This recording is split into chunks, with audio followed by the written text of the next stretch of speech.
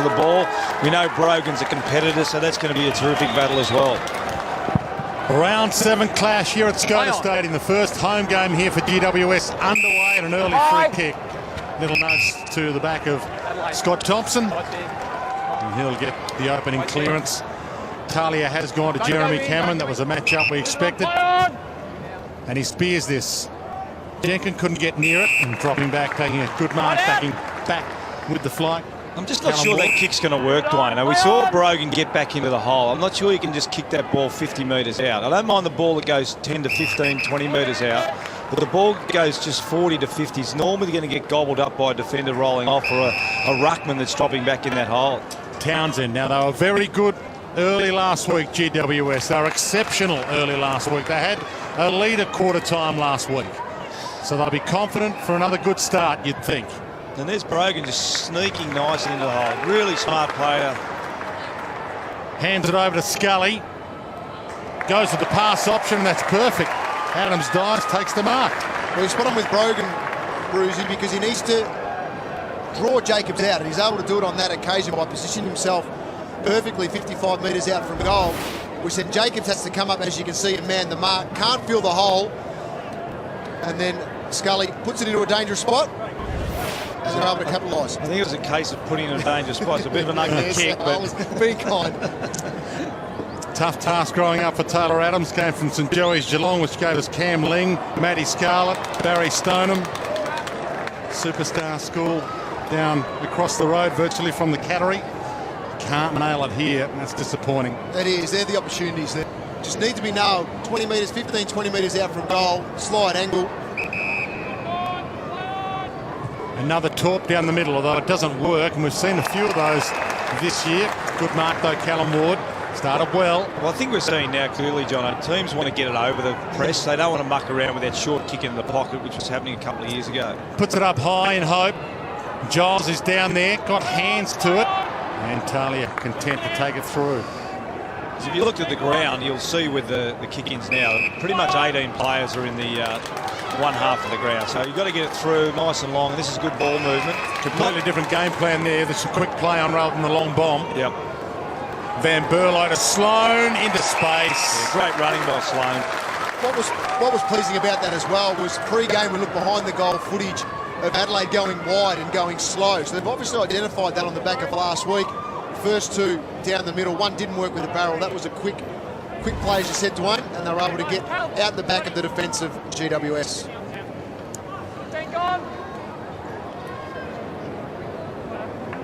Quite often see it. One team gets a chance at one end, miss, and almost a 2-goal turnaround. And that hurts. But a good goal for Rory Sloan.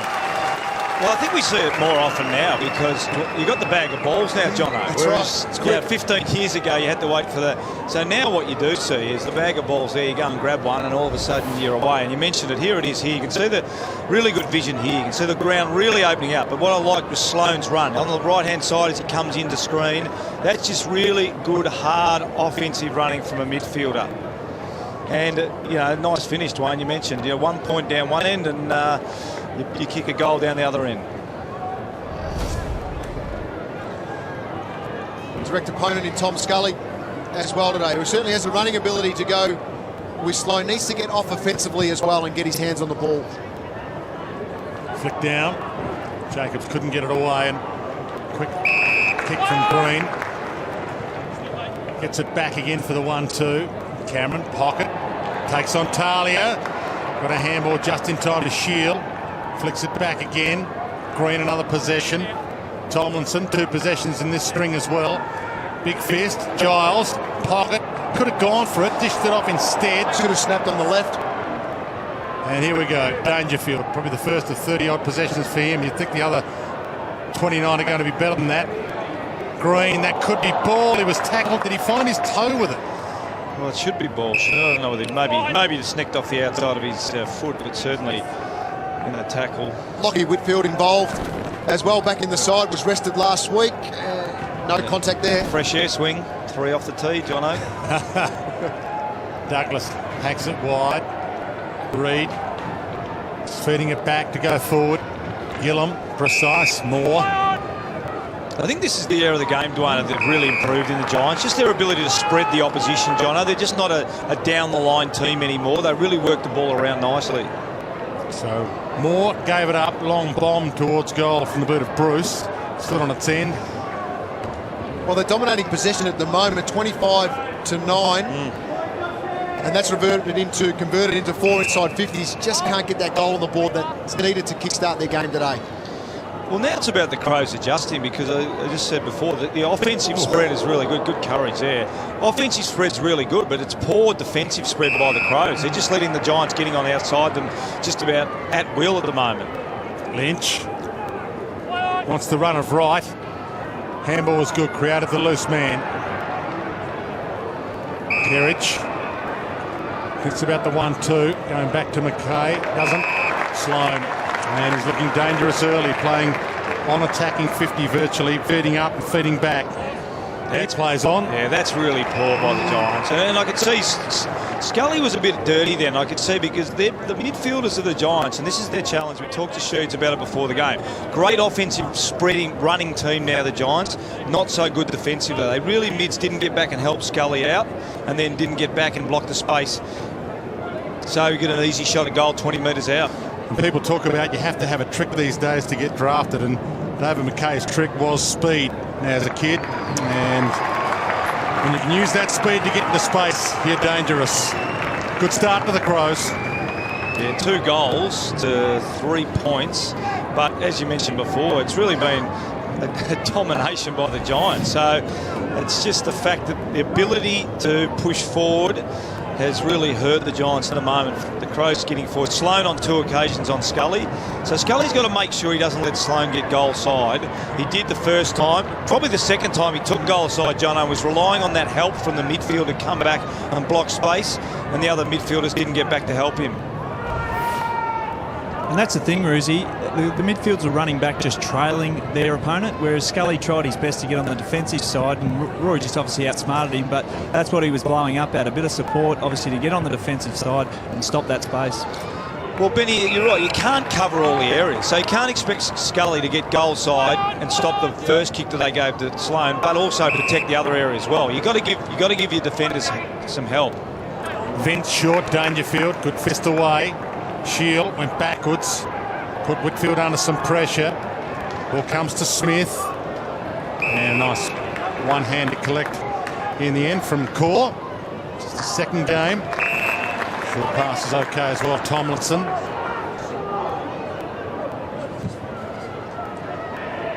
And good grab, good hands. Good use in this passage of play. Yep, Cameron to run off Talia. And Giles is the target here. He's up, hands to it. McKernan, Smith, for pleasure, McKernan. They've worked it well. Riley. They've got quality everywhere. Adelaide finished 3rd last year. Now that was the exact kick, sorry Dwayne, that David King was talking about pre-game, Jono. A lot of teams will try and get that inboard, whereas that kick just went straight down the line to a 2 versus 4 in the Giants' favour. And now the Giants get the footy. Gillum, a couple of dance steps. Cameron wrapped up. Talia. Oh, that could be ball as well. Didn't look like a legal handball that he got away. It was Rory Laird. Better pressure marked by Smith. Better pressure from the Giants. Into the hole. Yeah, not a great kick, that. Kerridge. Just that bit of poise too, Jono. Just the ability to hold on and recognise, that perhaps that option is not the right one, but another one might present itself. Well, Jenkin looked at Lynch, and Lynch looked at Jenkin. Neither went for the ball in the end. Smith couldn't pick it. Pursued by Kennedy. And Kennedy another in for Greater Western Sydney this afternoon. Having arrest Jacob Townsend. So Whitfield and Kennedy in this week for GWS, and of course Nathan Van Berlo, the captain, in for the Adelaide Crows. Smith. They've kept an open forward line, the Adelaide Crows, which will allow the midfielders to push back. Jacobs told to go. Wants a short pass option. Didn't really want one that short. Handball wasn't all that spectacular either. Reid gets it from Smith, tries to set it up in defence. Gillum Knocked away from Giles. Well hunted by Smith. Gee, from outside 50, that's a bomb. Dangerfield, he lets it go. Spectacular start from the Adelaide Crows. Plenty of errors on the far side of the ground on that occasion. Bruzy Jacobs started the trend for Adelaide, and his kick was smothered, handball was ineffective, but then they had enough numbers around the ball. Douglas put enough pressure on GWS, and then Smith comes through, steals it out of the hands of Giles, and with a big bomb from 55, an excellent kick, and Dangerfield, his awareness on the goal line was first class, allowing that one to go through.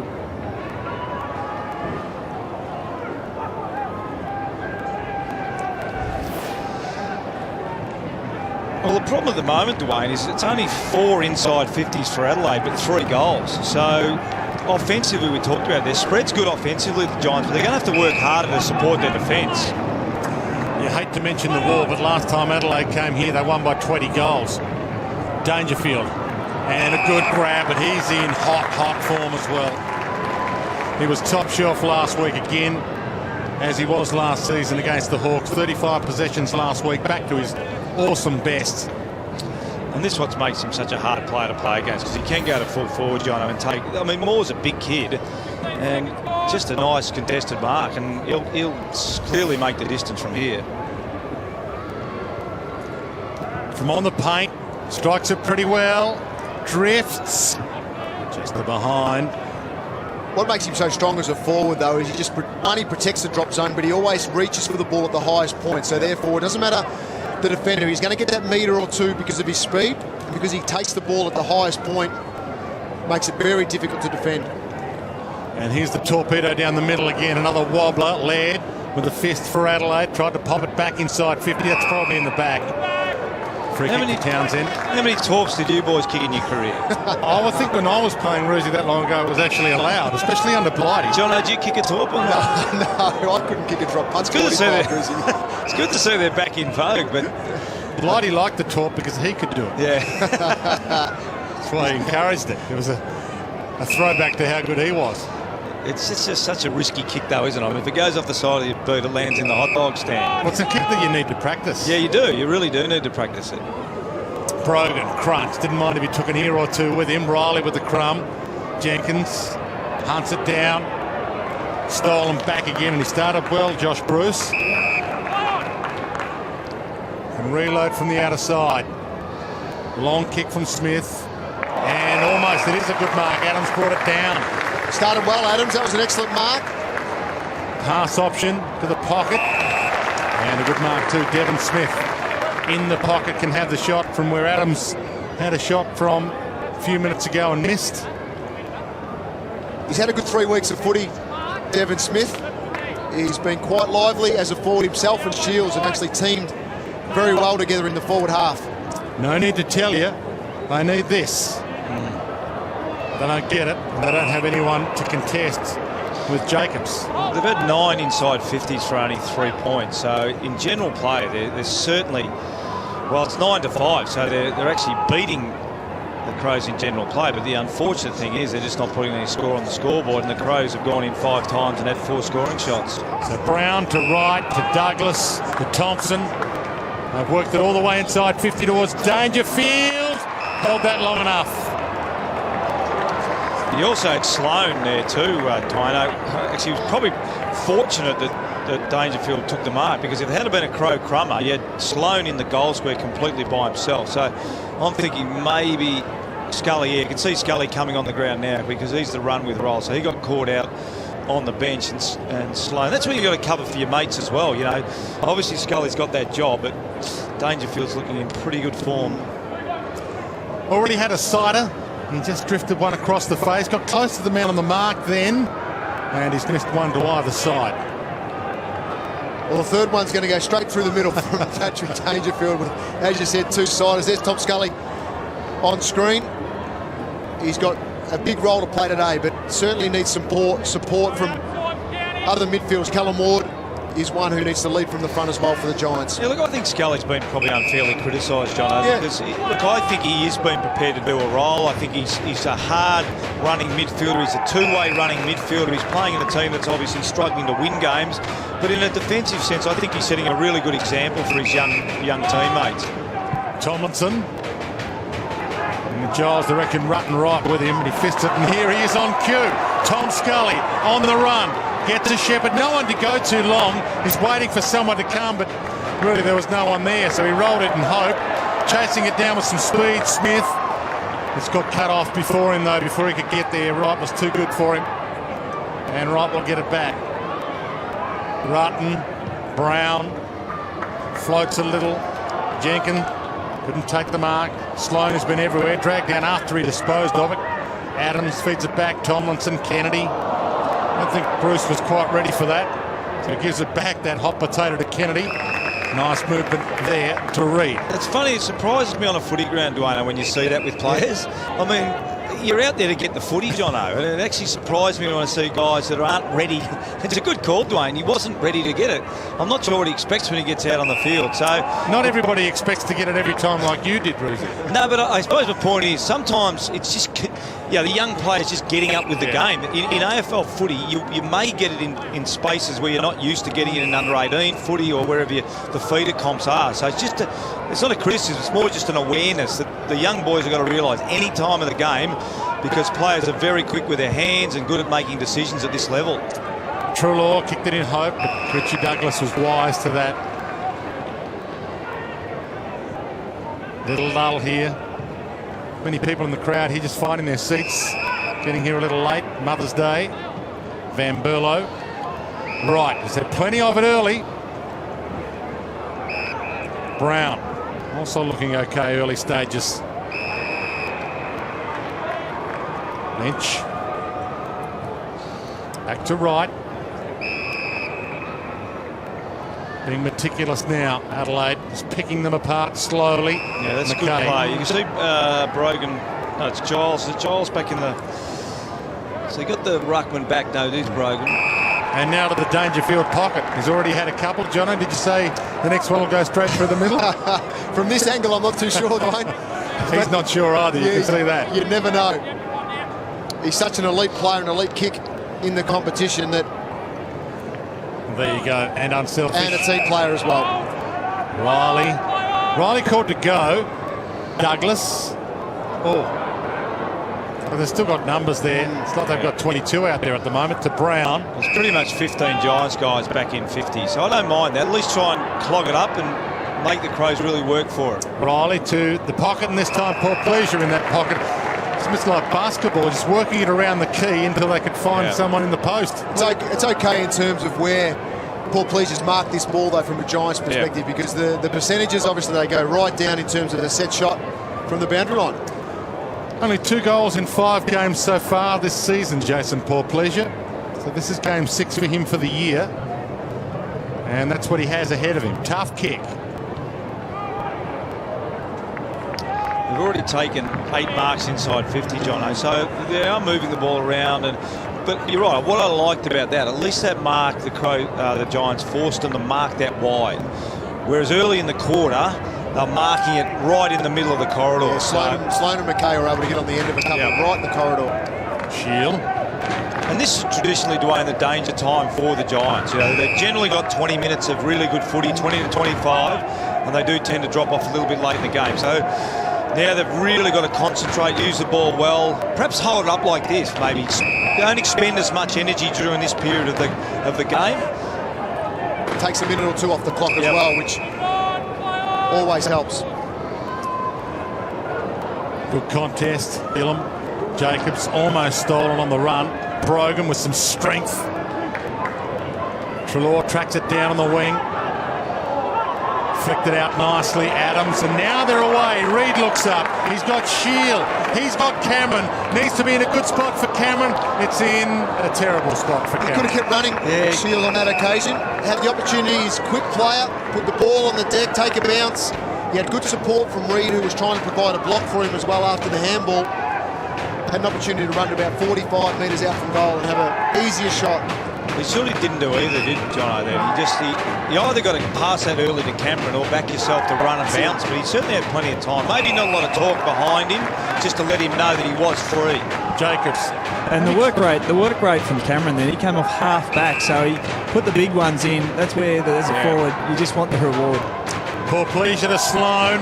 looks up, goes long. Jenkins, arm slap free perhaps, no. Douglas, well, they might get a goal regardless. It tumbles and Jenkins gets the goal. The karma police are here. He deserved that.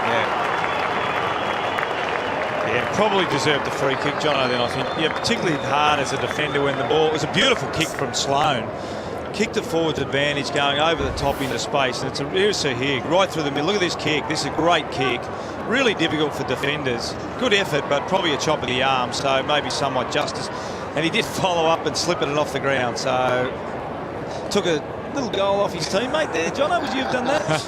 Oh, you definitely. We all would have kicked this one. Bruzy could have bounced anywhere next. Actually, it's probably a good point. It did look like it might have gone sideways there, Dwayne. So I know you would have. I saw you kick a couple of them on me before.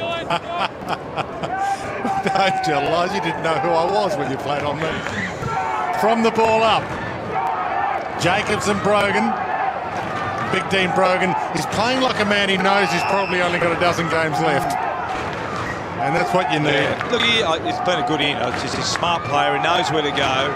Look, the unfortunate thing for the Giants at the moment, they've been really more than competitive. 12-8 inside 50s, but just the scoreboard's killing them. This is where it's hurting them as well. Points. The transition through the middle of the ground from the Adelaide Crows. Thompson sits that short, and Jenkins took a little bit of Tomlinson with him. And turnover, handball. Bernie Vince spears that back. Thompson. Well, I can smell more blood here, Adelaide, before quarter time. GWS staring at a goalless opening term. Poor pleasure. And in his good days, he might be able to make it from here. Not having a great goal-kicking season, as I said earlier.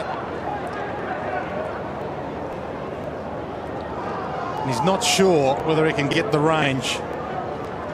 Deep breath, heart rate down, and test this ground out. See what the wind's doing. And the wind plays with it a little. Drops short. Comes clear.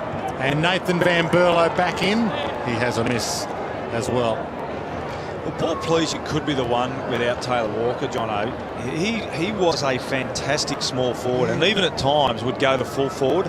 He's a really good player overhead, as we see Brogan taking a rest. So he certainly could be, not that there's a beneficiary of an injury, but I think from a positive point of view, he could be the one that really steps up. He is a really good noted goal kicker, a smart player, and can take a mark over his head. He just needs a consistent run. He's had his shoulder problems over the last 3 or 4 years. If he gets a consistent run, some confidence back, especially with that overhead marking ability you spoke about, then he's a bit of an X factor for the Adelaide Crows.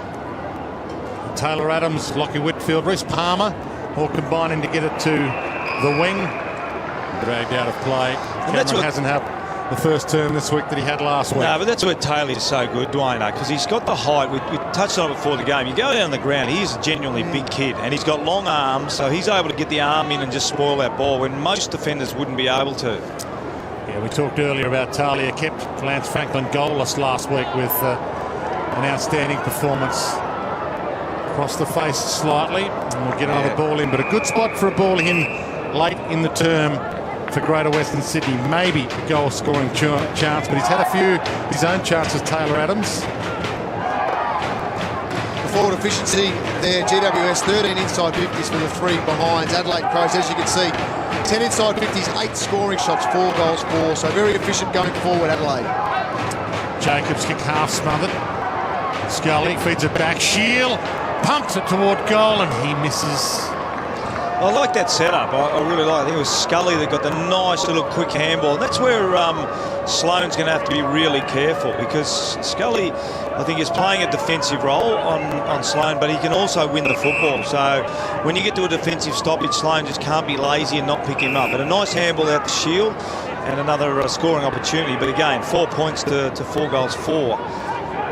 Kerridge just misses Sloan, but it'll work. Jacobs didn't want to kick it, but they virtually make him kick it. Jenkins. Now, umpire looks up and says the other umpire, and they both pay that it was a throw out. Free kick to GWS. Yeah, the umpire in the middle of the ground picked that one up first, that the push out went to Sam Reid. So a break there finally for GWS. Can they get one late? Toby Green heads wide, and he has had a good quarter. Taylor Adams. Brogan slipping forward on his own, boys. Called to go. It's in the Giles direction again. He's up. Hands on it. Give the handball. Should have given the handball. Yeah, there's been a couple of them, Bradley. Yeah, twice to Reece Palmer as well, who a little bit disappointed in the fact that he was boundary side. But the first instance, the first give would have been able to bring him back with his run corridor, and it would have been an easy shot at goal. Yeah. Can we cut him some slack that it says 26 minutes gone in the term, and he thought the siren might have been imminent? Yeah, look, I think, again, it's just a learning curve. Here it is here. And again, it's a talk around the ball carrier as well. You know, he was looking behind to see the chaser, so someone needed to say, give the hand, and it would have resulted in an easy goal. Jenkins. Well, they've been waiting for him to do this kind of thing. Now, was that a push, Jono? I'm not going to comment. I couldn't tell you, Roosie. Well, he didn't use his hand. That was one out. No, that was fair. I think the umpire has a couple of outs. One if you use your hand, and two if your eyes aren't on the ball. No, that's fine. Look, Okay, hand in the side at least. So that's fine? It is for mine. His eyes were I agree. totally fixed on the ball, and I think if your concentration is on the ball and you fend off to the side of a player, that's legal. Jenkins tries to squeeze it in on the siren, and GWS are hanging in this game by the skin of their teeth at quarter time. Should have nailed 4 shots at goal themselves. They missed all 4. A goalless opening term to GWS. But the Adelaide Crows had some opportunities to put them away, but kicked 4 goals, 5 themselves. 4 behinds to 4-5-29, quarter time at Skoda Stadium.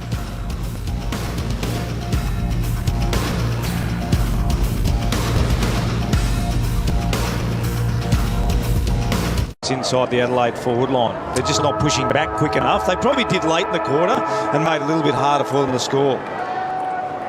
25-point margin in favour of the Crows heading into the second term, and the perfect palm down. Jacobs, Dangerfield, handball not back to him, so a couple of possessions in that string. It works for him. Thompson close to the boundary, and it just bounces out. one of the jewels of the first quarter was Scully on Sloan. Now, Sloan started at the back end for Adelaide Crows. Scully went as a forward, but that's just where Sloan's dictating the contest at the moment. You would have liked to see Scully push back deeper and just try and draw Sloan out of it, just to see what he would do in that matchup as well. Ward back towards the wing. Smith got one for too high, and of course there's a couple of Smiths out there this afternoon, one for either side. Brodie Smith, their pick 14 a couple of years ago in the draft. Back inside 50, and Brogan in the hole. Yeah, I just don't think that bomb didn't work for them in the first quarter, the bomb. But when they lowered their eyes, the Crows, they were generally able to hit targets. So Brogan's a really smart ruckman. He'll know where to go to get back in the hole. Whitfield, back pocket. As Jono said, he missed last week with soreness, so it wasn't a big injury that he missed with. Rutten, good use of the body. And it's one big body. Leads intercept marks for the Adelaide Crows this year. Ben Rutten, he's had an excellent season. Didn't kick it well that time, Dwayne. Of course, when you pump a player up, they generally turn the ball over. But in saying that, he has been excellent. He's just a rock down there. He's a good player for a long time, he has. Very much so. More to Townsend. A little stagnant. Yeah, that's better. Just trying to get it on the other side of the ground. Now this is where they've got to spread. Toby Green's got to sprint over the other side of the ground. He's just sort of labouring through the middle. He needed to get on his bike a bit and sprint.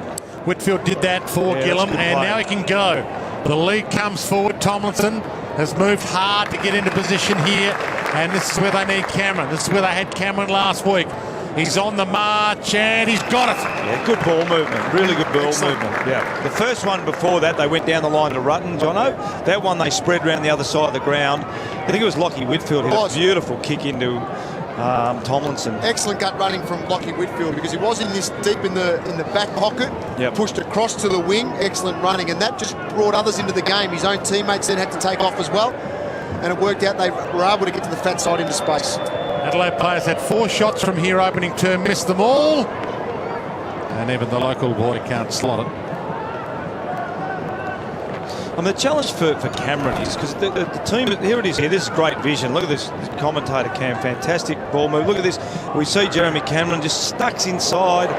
It's a really nice kick, so good vision, good ball movement. Quick transference, Callum Ward, punch back to him and he nails the goal. Finally, GWS on the board. Well, turnover from a kick out, so that will please Kevin Sheedy and Leon Cameron up in the coach's box for the GWS Giants. And we'll see here Riley putting the ball up high. Paul Pleasure just couldn't get it. The ball's a bit high. He copped a fair whack, but a big spoil from Big Dean Brogan over the top. He loves to punch the opposition. Callum Ward in the perfect spot and straight back over the goal umpire's head.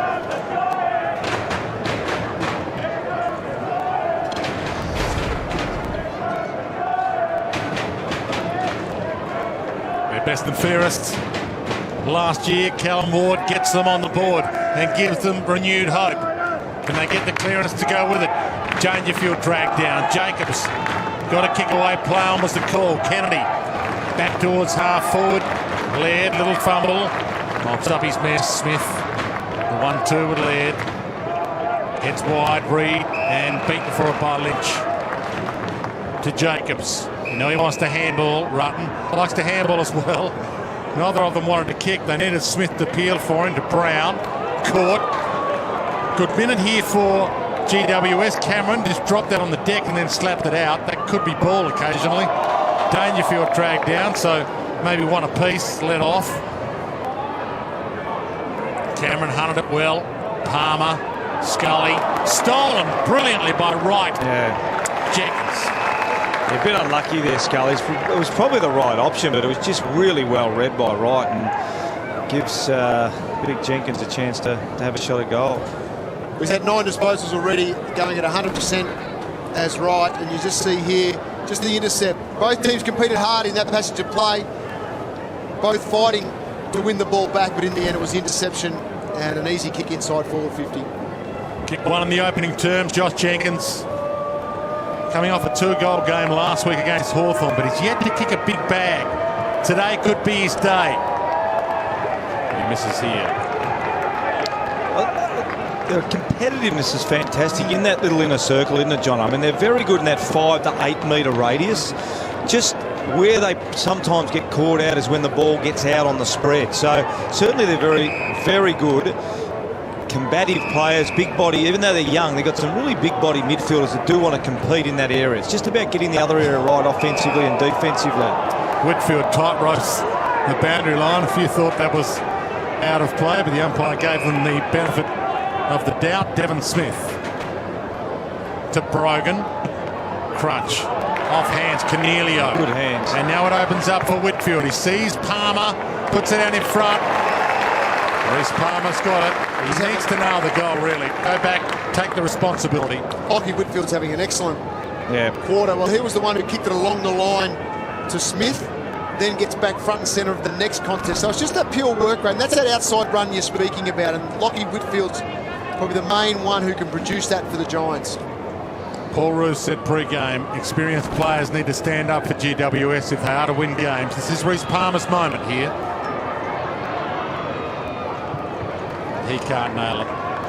Yeah, it is. I mean, look, it's not an easy shot, Jono, but it's one that you'd like to see Reece Palmer kick, because that just takes the pressure off all the young kids that are, you know, everyone's working really hard in this game. You've got to take those opportunities. 1 goal, 6, 16 inside 50s apiece. So they're working really well through the middle of the ground. They're working hard, but they just can't get their forward 50 entries right and put the scoreboard pressure on the Crows. Giles and Jacobs. Bump from Reed. Lynch out of position. Whitfield again. No one to go to. Didn't want to turn it over. And that wasn't 15, surely.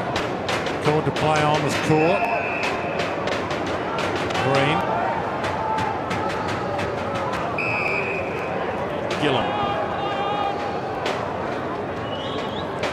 And maybe the turnover. Oh, Kerridge was sweating off on that. Cornelio could have got 50 there. Yeah. Stop from going. This is just better, Jono. Just a side-to-side spread, making the Crows just spreading the field a bit more. and not just banging it down the line all the time from the Giants. I really like this sort of ball movement. Green. Spot the lead-up player, Taylor Adams. And that's a good spot to be hitting. Palmer, can he get there? He can't. Big fly in the end was from Court. Can bring it down. Cameron coming hard. Jonathan Giles, he snaps. They've got some momentum. Great composure, as you said, Bruzy, with their ball use. What they've been able to do as well is lock the ball inside their forward half a lot more effectively in the first part of this second quarter as well. That was the one there. It was a quick play on. They were slow for most of that build-up. The quick play on in created the contest, and then Jerry McGregor was a little bit slow motion here from Giles. Had time to fumble, but then very effective on the left boot. Open goal square. And they've started very well in this second quarter, the Giants.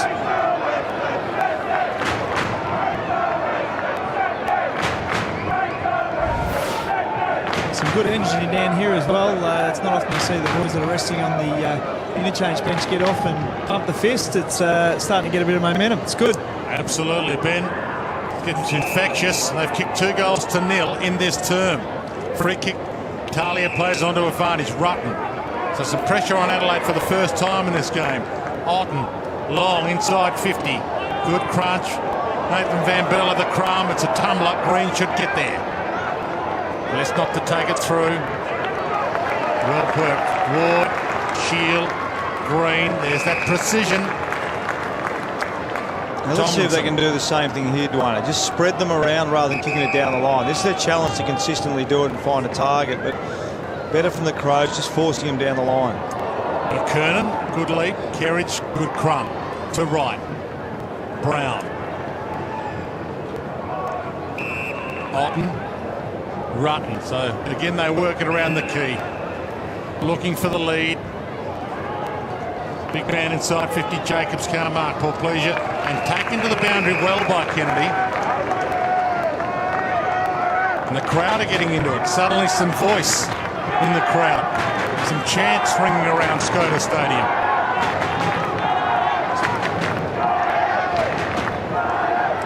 Giles and McKernan. Cornelio got their first, shrugs a tackle. Needs a target. Tough for more over his head. Straight to Kerridge. Yeah, look, a little bit stiff there. Just did the right thing. Pinned the ears back, got away from the tackle, but it's probably the fault of the guys upfield, Jono, not adjusting to where Coniglio was actually running to get the ball. So that's a tough one, that when you're running across the face of goal like that. First ball kick of the quarter. In the first quarter, GWS were going at 68% by foot. This quarter, 78%. Adelaide have dropped off only 56% by foot this quarter, so that's the turnaround. And this becomes a big kick in the context of this game. That was never in doubt. Another momentum swinger. It's an impressive kick. Just never looked like missing off the boot. But as I said, we just see here, it's a good stoppage. Going out the back, and I don't mind this. Go the other side. But look at that. No Giants went with him, Jono. And then all of a sudden, no one up the field adjusted and moved across into that space. So I don't blame Coniglio for this one. He's looking up. He's got no midfielders that have left the stoppage with him. And Moore, I think, didn't go wide. So that's not Coniglio mistake. That's a mistake, a team mistake, and players up the field. Coniglio tried to be a little bit perfect as well. The space was there. Sometimes you just got to release it. Even if he gets it 70 metres from goal, it gives his defenders some chance to at least readjust. McKernan in the ruck. Dangerfield breaks free and pumps it high. Jenkins attacks the contest. Thompson almost crumbed it, knocked away. Jenkins the fend off, Wanapake. Green, good hands. Moore might be coming back. Riley should get there. No, it's on the full anyway. So Riley will take the free. But that's a kick. Yes, it's out on the full, but it is 90 metres from goal, so it's slow. So now for the defenders and the midfielders have had chance, and even the forwards have pushed up well to try and clog Adelaide up a little bit. Cameron gets back on Talia. Too good. Laird. Bumped on the kick. And in the whole court. Who's looked okay in game two. Good work from Jeremy Cameron on that occasion. Missed the spoil on Talia, but then worked to create a little bit of body and affect the kick. Tomlinson looks for Adams. Oh, Riley, spectacular. Every bit of his experience there. He's very good overhead, Riley, isn't he? Just reads the play really well. And this is a nice switch. And now it's up to the Giants to man up or even push back and help your defence. If you can't find a player here, Jono, you might as well get back in the dangerous area. Vince. They've done that well, the Giants. Just off the bench, Richie Douglas. That's why he was free. You've just joined us. The margin at quarter time was 25 points. Right now it's 18 points. Free kick. Vince to Douglas again. Plays for the 50. Nice. Didn't get it, but didn't need it. Lynch. And he can line up to punch this margin back out to the 4-goal margin it was at quarter time. Well, that was a bullet from Douglas on that occasion. Yeah. No defender in the competition would have stopped that kick. It was excellent. It was low. It was hard. It's just a smart kick. Like, there was some Giants lose players over the back there, but just a really smart kick. At least for the Giants, it's a long shot at goal. It's not an easy shot they were getting in the first quarter, the Crows. And again, strikes it beautifully. And again, puts GWS on the ropes. Well, they're able to take control through the middle of the ground in this passage of play, the Adelaide Crows. Win the ball back well and then share the ball around. Vince and Douglas were involved, as you can see there. Quick handball. And you see the lead from Lynch come straight up the middle. Douglas puts it into the space and affects the lead, making him turn to where the ball was going to drop to. And then Lynch was able to go back and capitalise. His first real opportunity for the day. He's had 5 disposals and now kicked a goal.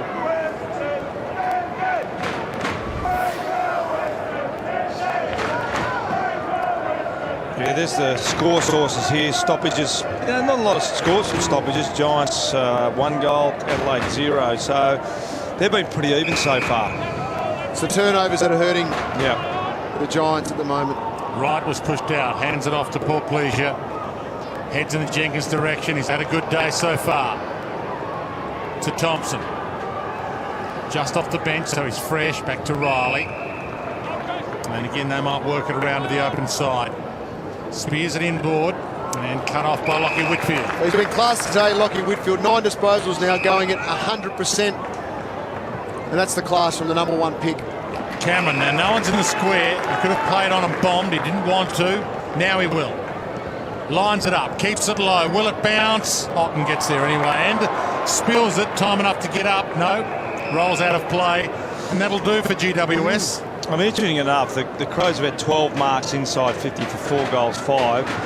Giants have had 5, but they have got no goals out of it. So that's the Cameron kick there. Needs to find a target in a marking area rather than just blaze away and give his team no chance to score. It was well read by Ottens and maybe one of those ones that hits the deck and rolls through. But you'd rather him go back, Jono, there and try and hit a target 20 metres out, because at this stage they haven't had a goal from a mark inside the 50. Talia to Luke Brown. Ben Rutten.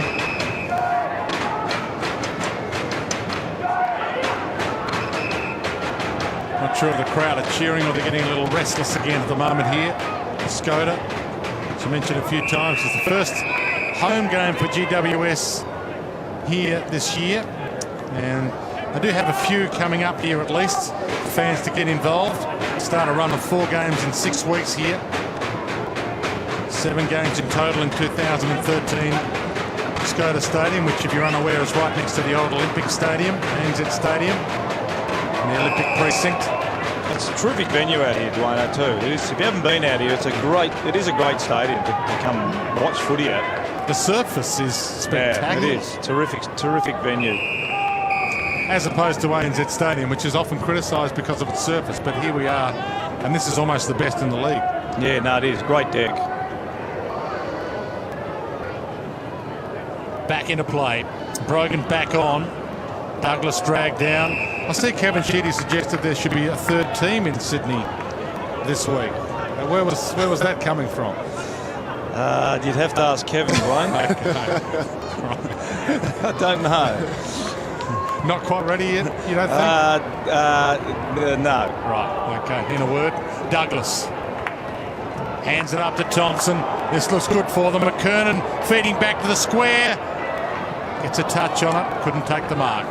I think Sheeds is just looking for another senior job, maybe. Oh, You think so, very John? nice. Next year. Very nice. Yeah. Only room for one academy to be led by one man here, Paul Roos. Sheeds might front the Giants Academy. Okay. He was out the game. He played the Giants yesterday in a couple of games, under 16s and 18s, and it was a great day at the SCG. Sheeds was out there. I mean, look, he's always a great supporter of football, no matter what level. So it was great for the boys to see Kevin Sheedy out there in the Giants versus Swans Academy games. Ball in. 43-18, 25 points the margin, the exact margin it was at quarter time. So they've hung in there, GWS. Haven't let the Crows get away. For pleasure. Jacobs. Green. This is the kick though, and he goes backwards. Needed to be better than that. Caught under some pressure. Lynch just pushed him off, runs in open goal. He will never kick one easier than that, Tom Lynch. Yeah, they're just the little mental lapses that hurt young teams. Adelaide out now by 31, and it hasn't been that sort of game. But you can see here, Toby Green has had a pretty good game. He's struggled a little bit this year under tags, but here it is, just under pressure. Got to execute that kick, because if it misses, obviously it's just enormously dangerous. Really good body work there from Lynch, and just little mental lapses hurt young teams.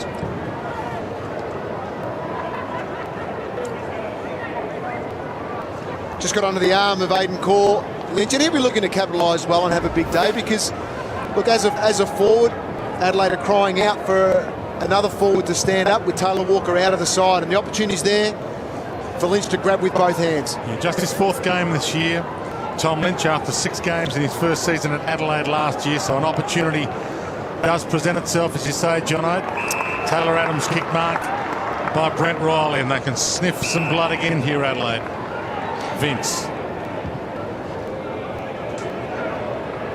Douglas bumped off when he was trying to mark that.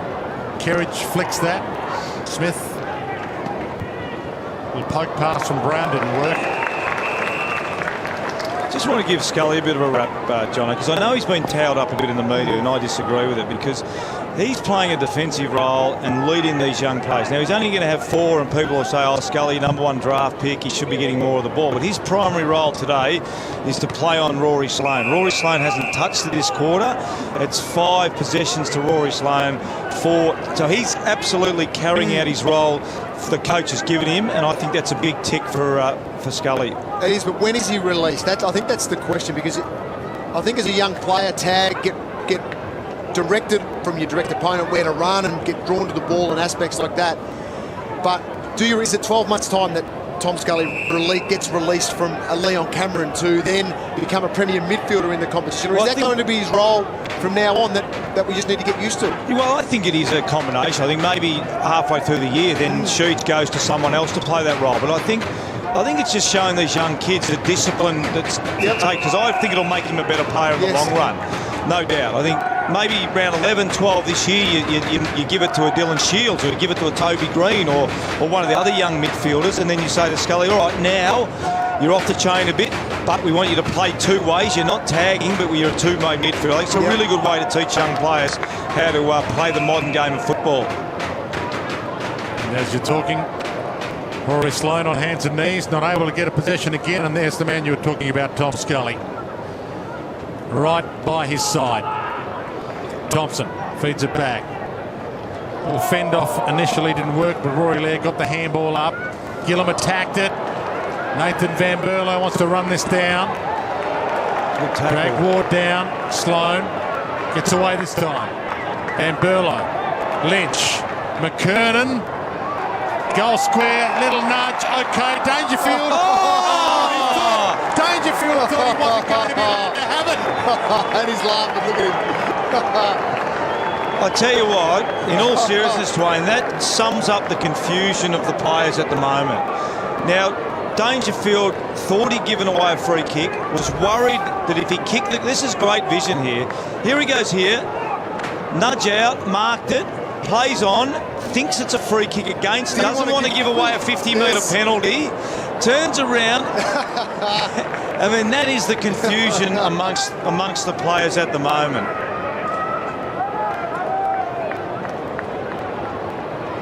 But once again, looking at that marking contest, it wasn't a hand, it was the forearm. Yep. That was just there, just a little bit of a forearm. So no hand in the back, so therefore, rightly, the mark should have been paid. Yeah, look, I don't have a problem with that, but I guess that's what we're saying. The players are clearly confused, and there was nearly a calamity of, the ball rolls through, hits the post, and it's a certain goal that wasn't a goal.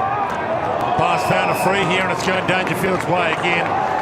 And you're spot on, Paul. I reckon 3 weeks ago, before the confusion started, Dangerfield simply slots it straight away. Absolutely, no question about that. But since the confusion this last 2 weeks, every player's not quite sure.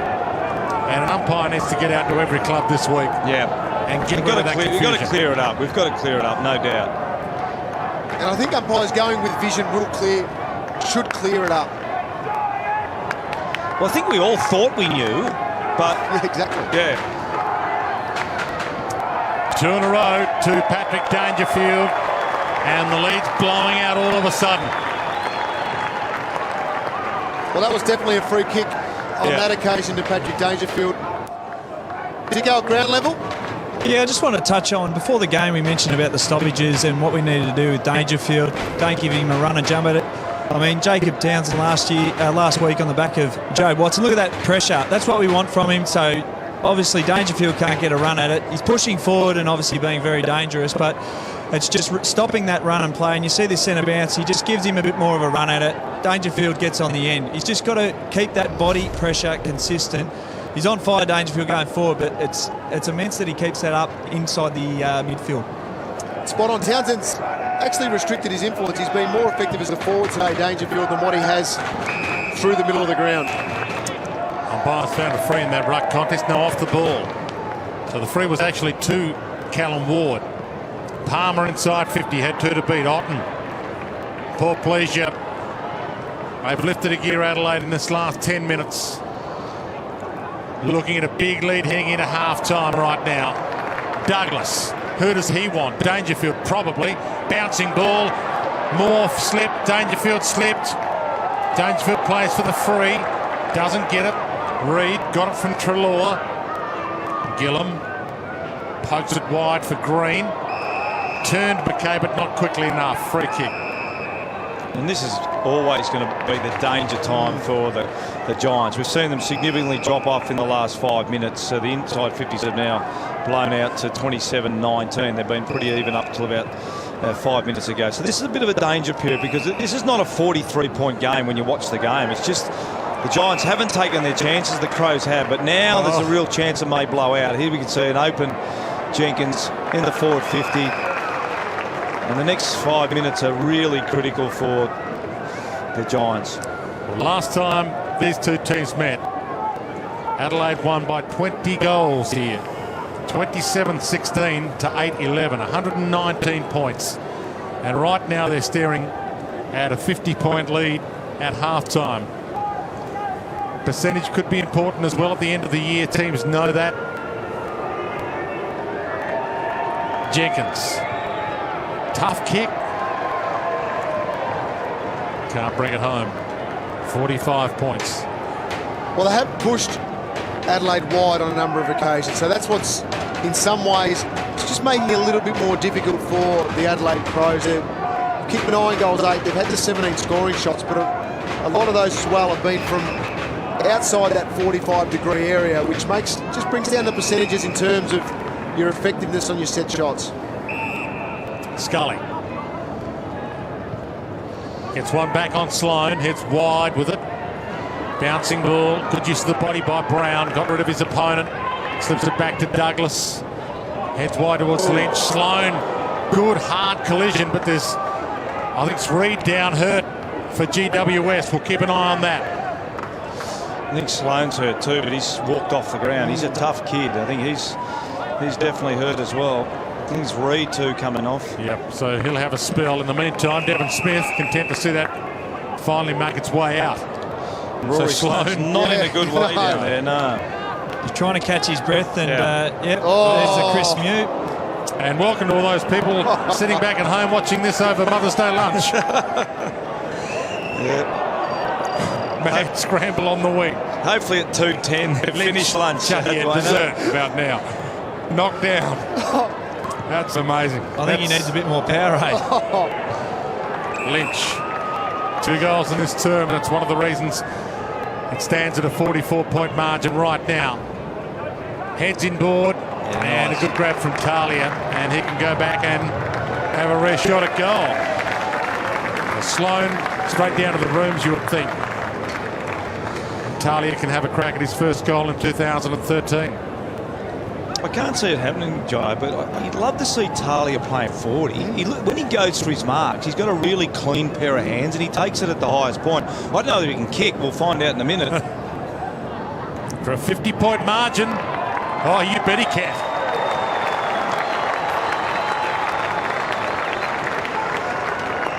He just looks like he's got the attributes of a really nice centre-half forward. As we talked about before, he's got really good size, he's got long arms. He doesn't get a lot of the footy down back. Not a bad kick here. A little bit dangerous, but you can see him coming in. Eyes on the footy, highest point. So it'd be quite interesting to see how he went as a forward. Here we see the clash there. Oh, right to the stomach. Both players going hard at the football, and both players coming off a little bit worse for wear.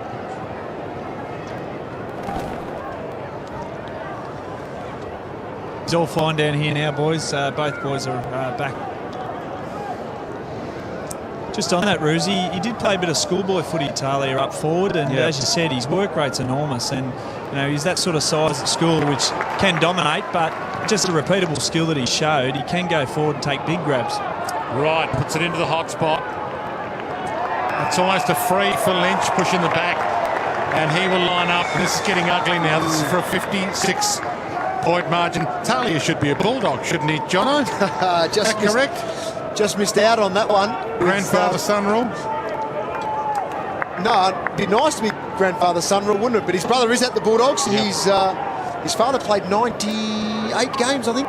Just fell under the guidelines of 100 games for father-son. 1954 premiership player as well, his grandfather. His grandfather was. 56 points the margin, and it's still not half-time.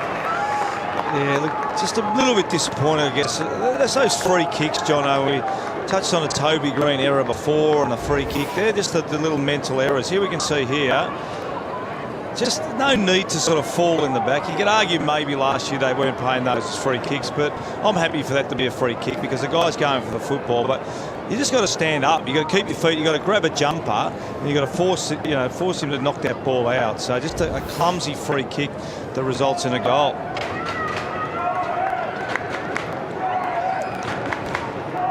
Three goals for the term for Tom Lynch. And the story goes that the Bulldog recruiters offered Daniel Talia's grandfather a new set of tyres to come and play for the Bulldogs back in those days, Jono. That was what he played the season for. A nice new set of tyres. A new set of tyres? Yes. Jono got the other thing. He got about 5 cars to go on the tyres. Ward tries to pump it up, speaking of dogs. Poor Pleasure steals it back. Thompson to Riley. Dying seconds opening half, and it's been all the Adelaide Crows since about the 6-minute mark of the second term. Crunch. Jeremy Cameron took him out, took the ball out. Big opportunity this. Adam Tomlinson across the face. Yeah, well done. I think it was Jeremy Cameron that made that tackle. So made some ground, 10 or 15 minutes, and made a good tackle. Would have loved to see them kick that goal because it certainly hasn't been a 55-point first half. They've been a little bit stiff, the Giants. Their work rate's been really good. They've probably just dropped off a fair bit in the last 10 minutes. Van Berlo. Not time enough for a late Adelaide score, you wouldn't think, unless there's a crazy free from this. Half-time, Skoda Stadium, the first home game here at Skoda Stadium for Greater Western Sydney. But it's more like a home game for the Adelaide Crows. They came here last year in round 16 and won by 119 points. At half-time here this afternoon, they lead by 55. Yeah, now's the challenge for the coaching staff, just to keep them up. 55 points down, they've only kicked 2 goals, Adelaide got well on top of them in that quarter. So the challenge for the coaches now is to really keep them up at half-time. Let's head back down to Ben Dixon. Thanks, Shane. Bernie, it's a positive start. GWS took it up to you in the first quarter with their pressure, but just kicked away in that quarter. Yeah, especially their first quarter. Their mark change, we identified that as one of their strengths. Keep using the free, and we didn't shut it down well enough in the first quarter. And if they kick straight, probably would have been a lot closer. So good to consolidate that quarter. And life after Tex, forward structure's working beautifully. You got 15 marks inside. Dangerfield's kicking plenty of goals, but the tall timber down there in Lynch just getting their opportunity. Yeah, it's great that guys like Tomo and Danger can spit forward, and they're very strong overhead. So they've been finishing off well, and big JJ and Lynchy up there has been great too. On the back of Hawthorn last week, is there more corridor emphasis this week coming in? You know, direct, get it into those guys, give them every opportunity? Yeah, we thought we played pretty safe last week against Hawthorn, so yeah, we've taken a few more risks and coming inside more. Yeah. Good luck in the second half. Thanks, to go. Still a half of football to come here at Skoda Stadium, but you're watching the cream rise to the top. The Adelaide Crows a lot better than their current ladder position suggests, and they are on the move up the ladder in 2013, you'd think. 55 points to the good at half-time.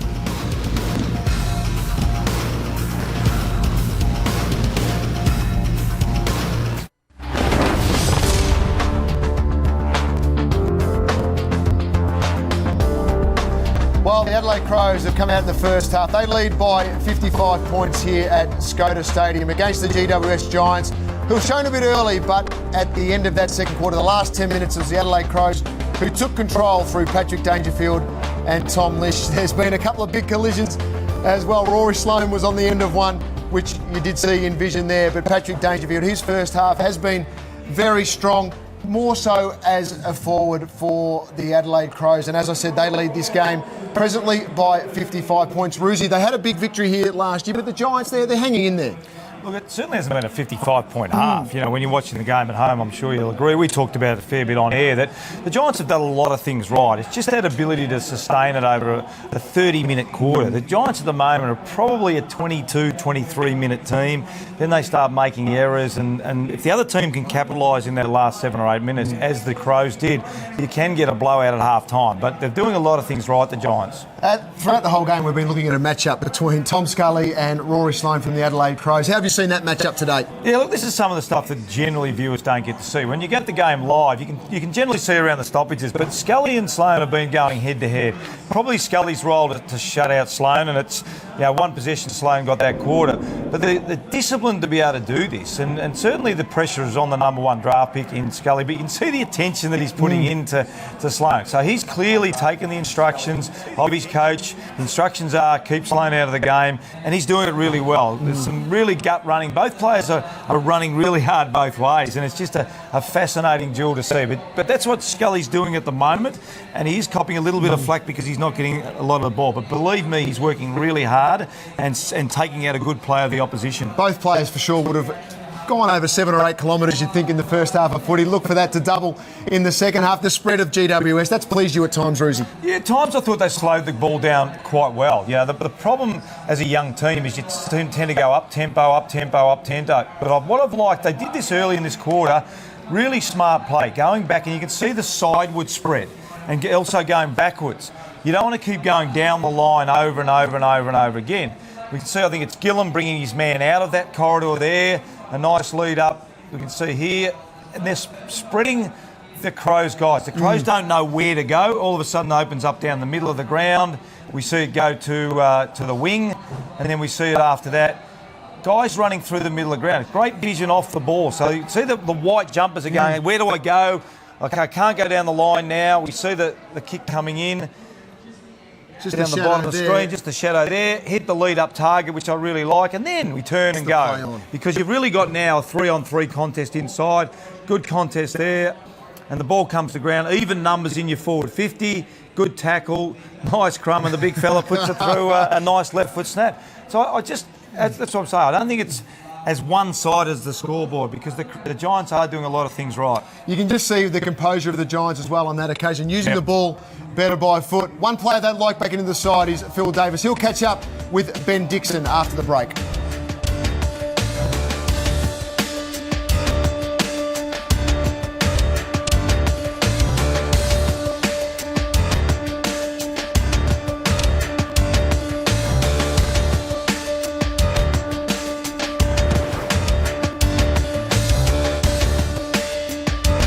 need coaching because they've got young players.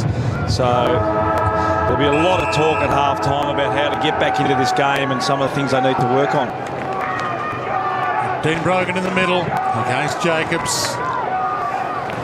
And up they go to start the second half. Well, Pleasure tried the slick handball, didn't come off. Adams squeezes it wide. Nice turn inboard by Tomlinson. And it comes off for them beautifully. Townsend puts it up high. Cameron, Talia with the fist down to Rutten. Dangerfield, and the good defenders seem to be able to find a teammate with a fist. Laird, Van Berlo, Lynch. Well, we saw the Talia-Cameron contest there, Jono, but at this stage in his career, he's unlikely to win the ball that just lobs on his head, particularly against a guy, not that Talia's, I know it's Talia, 21, 22, but he's still got more experience, so they need to give Cameron more of a chance to run and jump at it.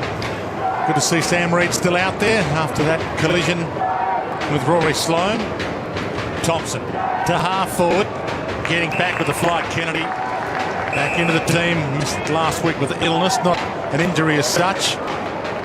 And he'll get 15 metres for his trouble here. Well, we focused on Tom Scully at half-time, Roosie. He's been released now. He's been pushed to half forward. Yep. Sloane at the moment, while he was being followed by Callan Ward through the first minute or so of this second half, but Scully released, chance now to be proactive in his movement. Dangerfield down off the play, and Adelaide Crow player's not happy. Someone's put him down, and they think you're putting someone down in response. Riley will keep an eye on that behind play. Dangerfield still in the hands of trainers here. Sloane, Rutten. So some spice to start this second half. Right, turnover. Giants want to put some pressure on early, get themselves back into the contest. If not at least on the scoreboard, at least mentally. Give themselves hope. Right, to the midfield. McKernan. And he goes. Waste no time. He sees Lynch coming off a 3-goal second term. And he's hunting down number 4, Tom Lynch. Yeah, just the entries inside 50. We saw 2 go to Cameron, lobbed on the top of his head, and the first one going forward. Whilst it wasn't pinpoint, it still was to the forward's advantage. So it was really hard for the defender there. We've seen 2 entries the other end, and top of the screen top here. Of the screen, yep.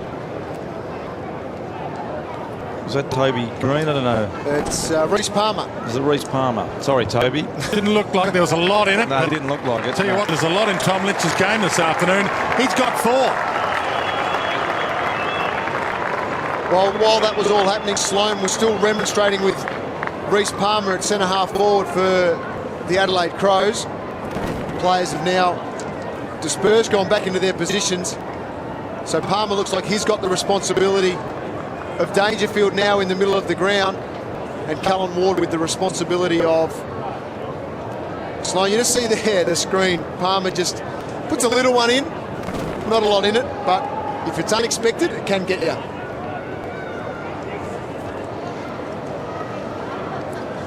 It's a tough nut, Patrick Dangerfield. And he's up and okay. And the Crows are up and running early in this second half. 61 points to the good. Not just hunting down 4 points, hunting down a big percentage boost. No play on advantage allowed. It'll come back to Dangerfield, so he's getting some work, getting some treatment. He's been on the deck a couple of times. He has. Right. Possession number 17. Boys, just an update down here. Scott Jeffrey, emergency umpire, has reported Reece Palmer for striking Dangerfield. Okay, good work, Ben. Dixon on the Ben Dixon on the boundary line for us this afternoon. Thompson to Jacobs, caught. Brogan. Quick hands. Adams toward the wing. Giles knocked it out, but they're tackling ferociously. Riley, that was a tackle and then a ride.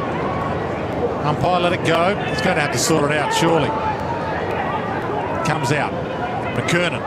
Thompson. Riley. No one in the square. Realises that. He puts it up high. Kerridge is going to have to go for it. Almost stolen. It was stolen by Treloar. Brilliant grab.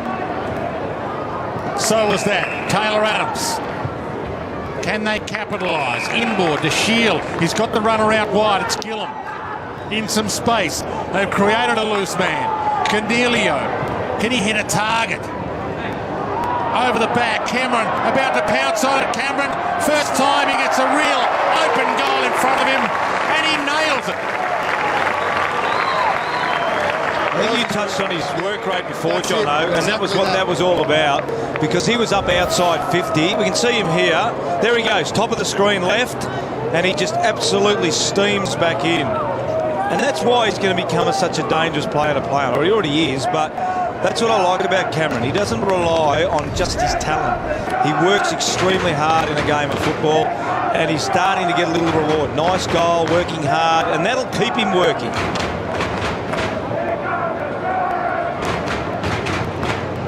Once again, it was the kick in as well. It was on top of Tomlinson's head. It just needed to be to his advantage, allow him to work into some space. But as you mentioned, great work rate from Jeremy Cameron to capitalise on that opportunity.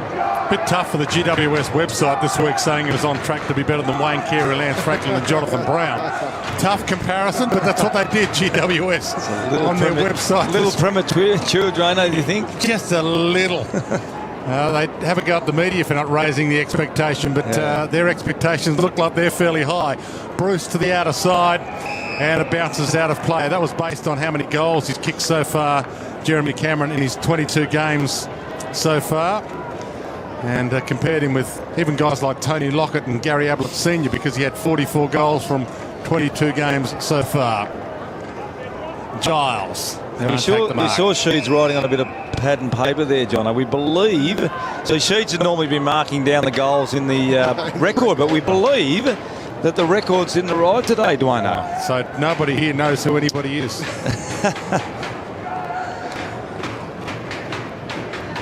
Brogan. Palm down, Ward, and inside 50. And a good little patch here, GWS. I don't want this to blow out there, is Sheets. Well, it was the same in the first and second quarters as well. Their first 10 minutes of play was proactive. They were strong. They had a number of inside 50s. They hit the scoreboard.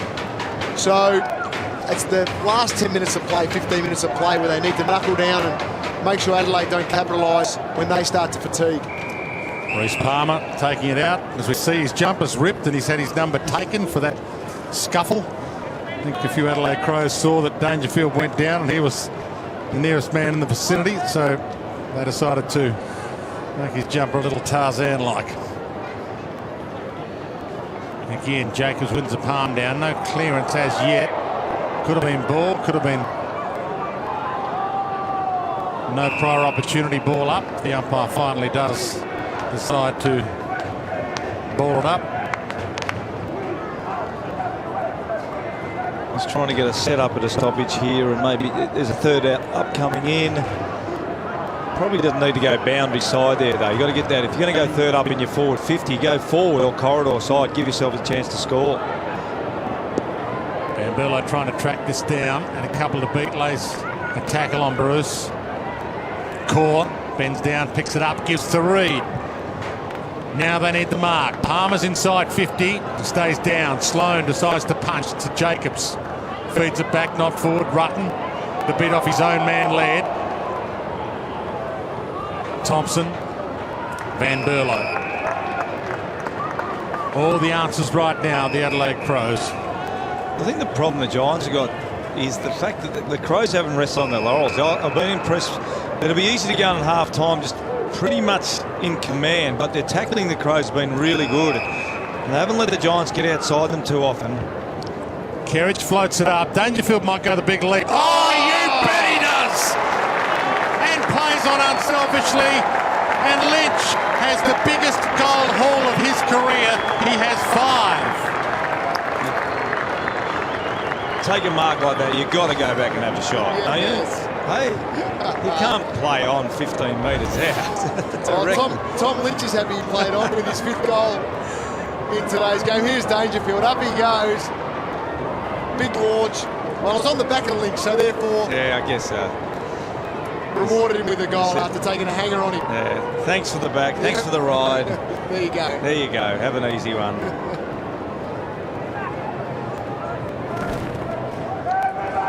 Not only the biggest haul of his career, Tom Lynch, but the biggest haul by any Crow in 2013 as well. All off the back of Patrick Dangerfield, although Patrick Dangerfield was off the back of Tom Lynch. Poor pleasure. Couldn't trap it. Green. Little fake, sidestep and a spear. So now Jeremy Cameron's turn. And within range, you'd think. And he's got to realise that if he doesn't do it, no one else probably will. He's got one. Coming off a 6-goal game against Essendon last week. 6 straight. Had 3 of those to quarter time, and that bends back beautifully. That's the work of art.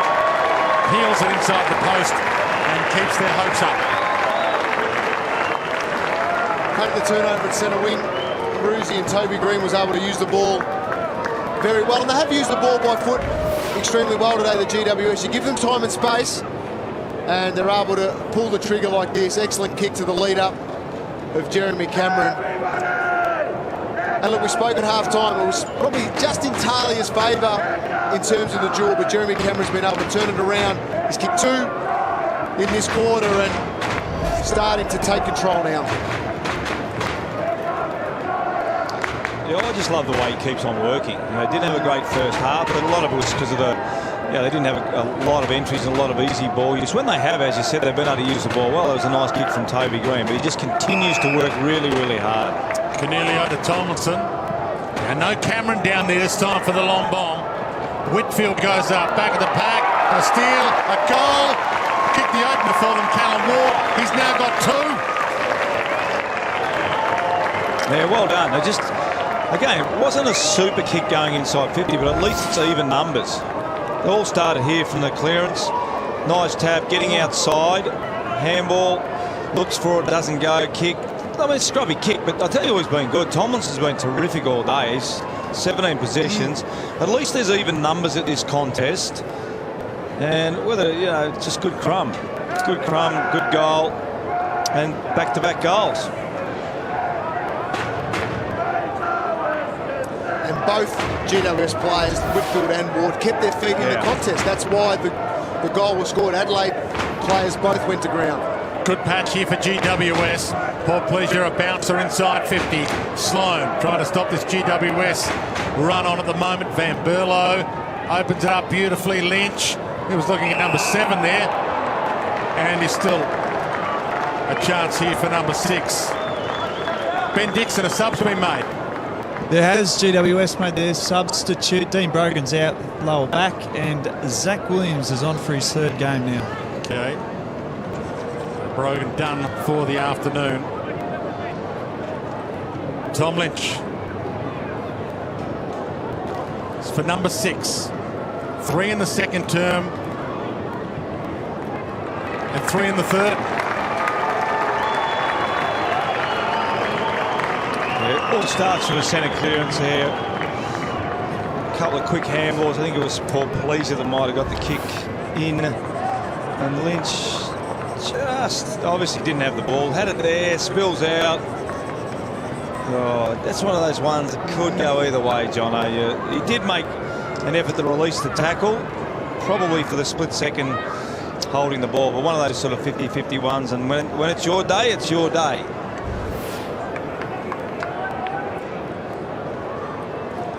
Well, he'd be thinking double figures. You'd think now, Dwayne. 10 on the board, possibly. He's thinking, oh, it's 6 so far. Finished with 8 by 3/4 time. Yeah, it's funny about that. If you have 6 at this stage and you don't finish with 10, you're kind of disappointed, eh? I don't think Tom Lynch would be disappointed with 6 on the board. Shield, fend off. Here's the new player, Williams, fresh on as the sub. Hot shot from just outside 50 to Cameron. Couldn't take possession. Reminds me of the story that Billy Brownless, old coach at Assumption College, used to tell about Billy kicking 20 goals one afternoon and got a roast from the coach after the game. And he asked why. He said, well, you had 16 at half time. Yeah, fair call.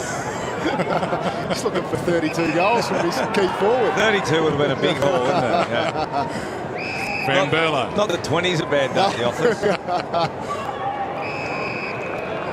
Little side step from right. He's having a good day as well. Possession number 19 for him. Rory Sloane on 50. Thompson just strolling into the 50 there. Sloane hasn't seen him. No, he didn't. No, missed him. He's still on. And Sloane's still ignoring him. Lynch.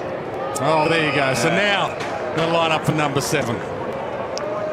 He worked hard for that, Tom Lynch. I'll be very surprised if he passes off. No.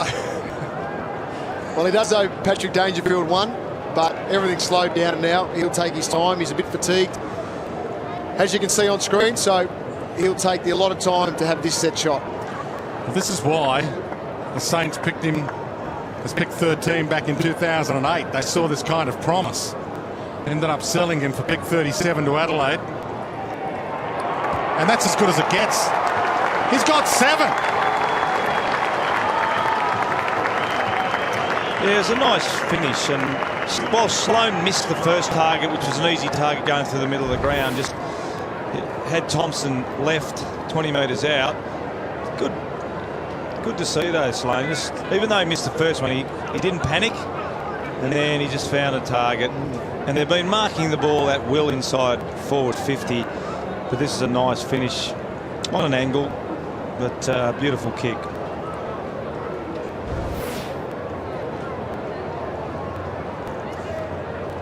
So pardon our sadistic pleasure here, but this is still a very, very watchable game. It's 60 points to margin, and there's a player out there on 7 goals for his afternoon, and there's plenty of time left in this one. Kerridge. Adelaide Crows are turning it on. They've got a good run of games coming. Their season could really light up in the next couple of weeks. McKay back to right. Heads to Dangerfield. Strong hands. Well, really, Reece Palmer is not a full-back, Jono. He's not a full-back. I mean, that's a shocking matchup. I think Reece is even laughing. What am I doing on Patrick coming out of full? I mean, is that the coach telling him off for that whack earlier? You might as well stay on him now. But, I mean, Dangerfield's going to beat some of the best fullbacks in the competition. And that's his 3rd. And this is the biggest margin of the game, 66 points. Yeah, you're spot on, Ruzzi. I'm not sure how many times Reece Palmer would have played at full-back in his career, but he needs to roll over. If he's uncomfortable as well, roll over, and if the coach doesn't like it, he'll drag you back, I'm sure, to play on that direct opponent. But as you can see there, he's just out of his depth at full-back because Dangerfield's just so explosive, and when the ball is kicked to your advantage like this, he's going to mark it every time. We spoke about that earlier in the game, the fact that he just protects that drop zone so strong. So he's just got to get out of there, which he is now. Well, you're right. If he's got him as a midfield matchup, once he goes forward, he's got to slide someone over to him. So otherwise, Dangerfield's just going to take him forward every single time. So midfield matchup's fine. Palmer versus Dangerfield, but certainly not deep forward. Tomlinson again heads in the Cornelio direction. Well held there by Rory Laird, although crunch. Sloane comes up with it. Vince. Van Berlo. Kerridge. What about that? Dangerfield part of the seas there. This ran between 3 players, knowing he'd be tackled, but he might actually run through them all. He spent a lot of time on the grass in this quarter. Heads wide, and Sloane, who decorated that grass earlier, sees it out of play. Jeremy Cameron just testing his legs there after that clash. Let's hope he's okay. He's got 2 goals in this term, Jeremy Cameron. Jacobs the flick down. Giles. Smith almost completed that mark and then was knocked over. Little duck of the head. Scully dragged down by Otten. Goroff. Treloar dances his way inside 50. And then the worst of all possible results. Yeah, poor finish, but excellent work from Lockie Whitfield to start with a handball to Scully. Was good in the contest. Scully was equally as strong to get that to Treloar. He just couldn't finish the work. Vince to right. Riley. Van Berlo's out wide if he wants him. Sees him. It takes us time to get to him, but he had plenty of time. Talia running off. That's ignored. He heads longer to Sloane. Good fist away there from Devon Smith. Otten calling for deliberate. And let's go downstairs. A sub, Dicko. Adelaide activated their sub, the big truck. Ben Rutten's off, and Jared Lyons has got his first run for the day. Okay. Some players are normally disappointed getting subbed out. Ben Rutten, I don't think he'd be too disappointed with that. Probably reward for years of service, I would have thought, Definitely, John. Roosy. Scully want to do here. He wants to keep going. Back to the square. Cameron's held here by Talia. And still marks. And still will kick his third. A really nice weighted kick from Scully, that one. You could see that Cameron had goal side. Once again, it's not about lobbing it on his head. It's just slightly putting to his advantage. Cameron just held him out. But in a really good quarter. This will be his third for the quarter. Yeah, some big gun forwards turning it on at least. Giving the crowd something to cheer here at Skoda.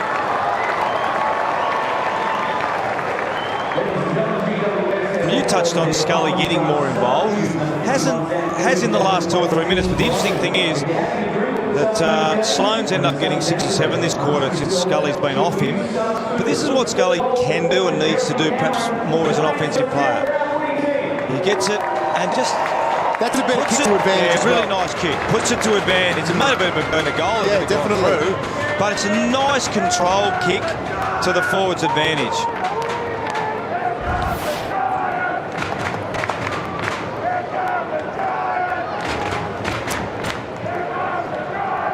Phone 3-1 for Jeremy Cameron, as Paul Roos said. All 3 goals in this third term. And they continue to hang in GWS.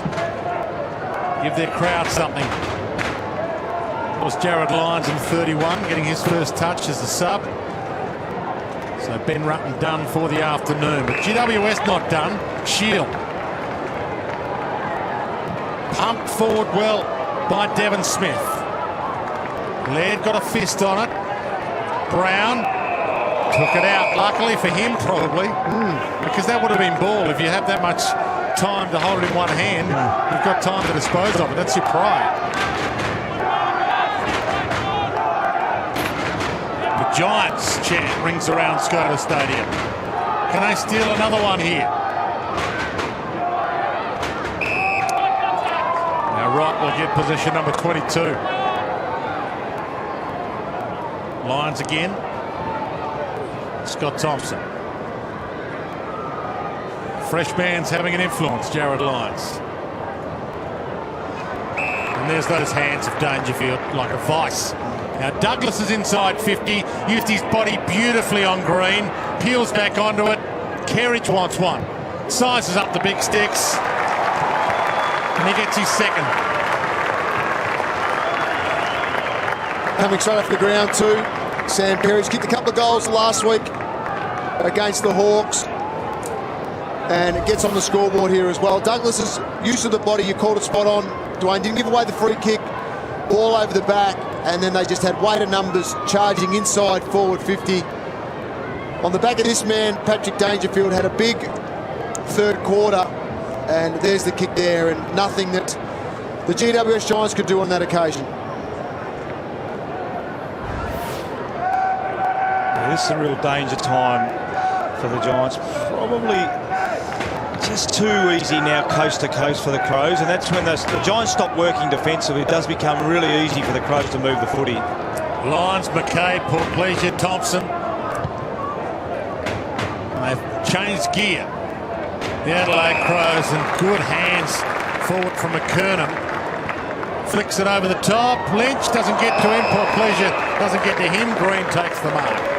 Yeah, well done, Toby Green, just working back. And that's what they have to do. This is the gut running now. This is where they're going to learn whether they've improved. When they're tired, they've just got to really, really push themselves, John. They've got to forget about the last quarter and work really hard in this last 6 minutes. Wright inboard. Well, only had 7 disposals last week, Matty Wright, up to 23 today, so he's responded with a big game. Douglas, he bombs it. Lynch is there. Oh, he's got it! This is for number 8. Marked in the square as well, so that'll be brought around dead in front. Well, hate to raise a name here, just to raise the expectations, but the last man to kick 10 for Adelaide was a bloke by the name of Tony Mottram. And Lynch has 8 with a quarter and 5 minutes to go.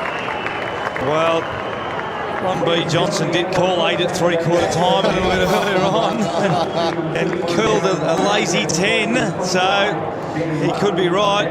Just, I'll tell you what, it's really an uncontested mark in the end, really, and that's where we keep on talking about, but this is where the Giants just fall off. Yes, mentally and physically, they just get really, really tired at this stage of the ground, and all over the ground. Good mark. Well, he still hasn't got an opponent. He worked off the bench and was unlucky. McKernan turned the ball over. He was by himself, but then they're able to win it back long to the square, and big game so far from Lynch. Absolutely, and he knows he's got a couple more if he's good enough. He's out again. Lyons looks up. Where is he? They go to Jenkins instead. He's waiting for the crumb. Trucks a tackle. This is for number 9. Tom Lynch. This is your life. Who would have thought, Roosie, at the start of this game, they would be calling a player kicking 9 goals in not even 3/4 of footy. We thought it might have been Tex Walker, but he's out with a knee injury. I wonder what Big Tex is thinking as he's watching Lynch at home. But I tell you what, he was never going to give this handball off. Way. Never, ever was he going to give that handball off. And I tell you, he's a nice finisher, isn't he? He's just really confident with his goals. You might have undersold him with 10, John. Maybe. You went early with the 10. He might get a dozen. He might get 17. Pull up. He's in elite company. Jarman, the last man to kick 9, and now Modra, the target, the last man to kick 10. Arguably the greatest forward that Adelaide's ever had. Well, probably not arguably, he is one of the greatest forwards the game's ever had, Tony Modra. And that's the company he's going to be in if he gets one more. McKernan. I don't know what's happening, Jono, but it seems like Lynch's man's leaving him every time to have to roll up to that. To man the mark. It's fascinating to man the mark. I mean, you think if a guy's kicked 9, you'd probably stay next to him, but every time we're seeing, I think that's the lack of midfield spread now defensively. The defenders are now having to cover for the midfielders, which is leaving it free forward as Crows are moving into their forward 50. Bruce back, under siege right now. GWS, Gillum, Whitfield, Kennedy, Moore. So wants to use the corridor, Cornelio. Reed gets it back again, but they're all under pressure all of a sudden. Tackle late on Townsend, ball spills, Laird, Thompson. Still plenty of time left in this term to make it 10 with a quarter to go. Lynch is lurking He's inside got a mismatch 50. as well at the moment, Toby He's in a Green. good spot here. Kerridge plays on to McKay, might go all the way. Back to Kerridge. He's looking at number 3. And these young GWS players are lambs to the slaughter. Well, they are at the moment because they're getting the ball to centre wing, and that's where they're falling down in this quarter. They're working their skills out of the back half when given the opportunity. They've actually hit a number of targets today, but once they turn the ball over here, they just haven't got the transition at the moment to roll back and have an effect, and that's a good one too by Kerridge over the top, but it was more the transition and the ability of Adelaide to get the ball to the fat side of the ground, all the open space, and Reece Palmer, well, he had no opportunity, 2-on-1 on that occasion. Yeah, just their fitness levels aren't good enough to run a whole 120-minute game out both ways. I mean, they can run offensively, but it's very hard for them to then run defensively. If they run defensively, it's very hard for them to then move the ball offensively. So a lot of what's happening now is just fitness-based. Palmer turns into trouble, turns into a gang tackle. Dangerfield slothed it at the last second as he was about to run away. Still good enough to get up, get it to Thompson. To Wright, still good enough to get a handball away.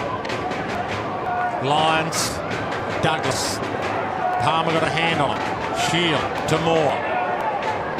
Sidestep, they wanted to go inboard, doesn't come off. Lyons. Slick hands, beautiful hands, Vince. McKay, where's Lynch? Peeling back to the square. This is for number 10. He's up. Arm slap, no. Umpire says a behind. It was a good kick by McKay. I think we overlooked two, boys. He's kicked 9 straight. Does he get nervous? Does he get the nervous nines? I think he's had 5 kicks for 5 goals this quarter. Not a bad return. That'll test you, Dwayne. Who was the last player to kick 10 goals straight? I think that's beyond me, actually, Ben, but give me some time. I might make up an answer just so you think I've done the research. There's six kicks for 6 goals this quarter. That's not going 100%. That's not bad. Thompson short to Douglas, and this is getting ugly. It's got to be said for GWS. As pretty as it is for Adelaide watching with all their fans back at home and those that have made the trip, this is a delight to watch their boys in this kind of sparkling form. And Adelaide can get a run going. The next couple of games look good for them. For the whole season to open up. They've got St Kilda and then North Melbourne the next 2 Adelaide. And a big percentage boost coming up here as Douglas adds to the onslaught. Yeah, that's pretty much what it is at the moment. It's just an onslaught. We're seeing a team now that's pretty much out in their feet, exhausted, can't run both ways physically. They just, possessions 110-62 in this quarter, 10 goals to 4. So it's just really difficult. They're just going to hang on for 2 minutes, regroup. He's a beautiful finisher, isn't he, Douglas? That's a nice kick from... He's marked that 49 metres out, gone back and kicked it outside 50. He's a really nice finisher, but this is a really tough period now for the Giants, boys. So Ben Dixon on the boundary line. You there, Ben? Certainly am, Dwayne. Matthew Pavlich. He's got 9 straight to his name. And Stephen Milne, 11 straight back in 2005. There you go. There you have it. You better warm the vocals up, Dwayne. Yes. Dying stages of this third term. Dangerfield. And he pumps it. McKernan's in the goal square this time. Well, all of a sudden, they've just got so many options, but they are a rabbit in the headlights, GWS, right now. And Adelaide Crows running all over them. And we talked pre-game that maybe they've improved to the point that at least they won't get beaten by 119 points by Adelaide this year here as they did last year. But this could be a bigger margin than that. It's heading towards 100 now. And it's 97 points the margin with a minute and a half left in the third. Yeah, well, just another big, strong forward just taking a mark, and the Giants play just sort of fell over. But it's just coming in too easily. You don't blame the defenders. It's coming in so easily. Good spoil there. Just a fumble, though. Little fumbles creeping into the game. Spread now. Crows will keep going to the end of the game. And just here in the goal square, just a fall over by Bruce. A young player. That's just fatigue thing as well. Just...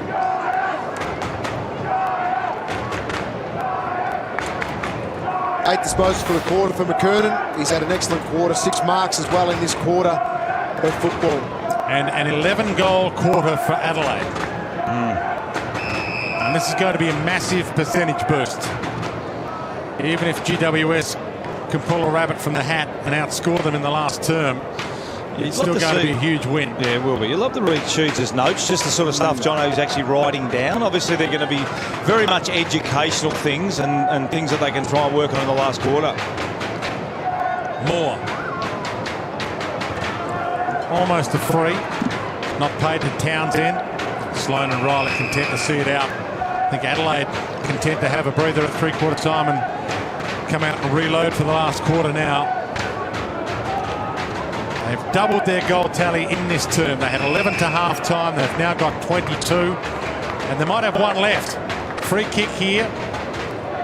Jared Lyons, the sub. If you just joined us, Ben Rutten done for the afternoon. And Tom Lynch has 9 goals to his name. Van Berlo. Lynch is inside 50, lurking. He's on the lead now. It's in front. He's on the march. Not quite. Moore got a fist on it. Jenkins. Kerridge. Smith. Back to Kerridge. Centering kick. Oh, he's got it. Can you believe it? He peeled back to the square, Tom Lynch, and he lined up for number 10. 10 before three-quarter time. Look at Patrick Dangerfield. He is a happy man This out there. ball, He is laughing. the and ball having is a ball. seriously following him around, John. It is seriously following around. That was an ordinary low dart coming in, and it landed right in the chest of Lynch. For 10 goals in 3 quarters. No, that would have been 8. What would have been 7 for 7? Yep. Yeah, 7 goals. And we're disappointed he's got 9-1 3-quarter time. 98 points the margin at 3-quarter time. Hope you're enjoying this wherever you're watching around Australia. I think you're about to see some history made here at Skoda Stadium. It'll be history for Skoda Stadium one way or the other, but it might be AFL history in the making. Adelaide 22-10, 142. GWS 6-8, 44.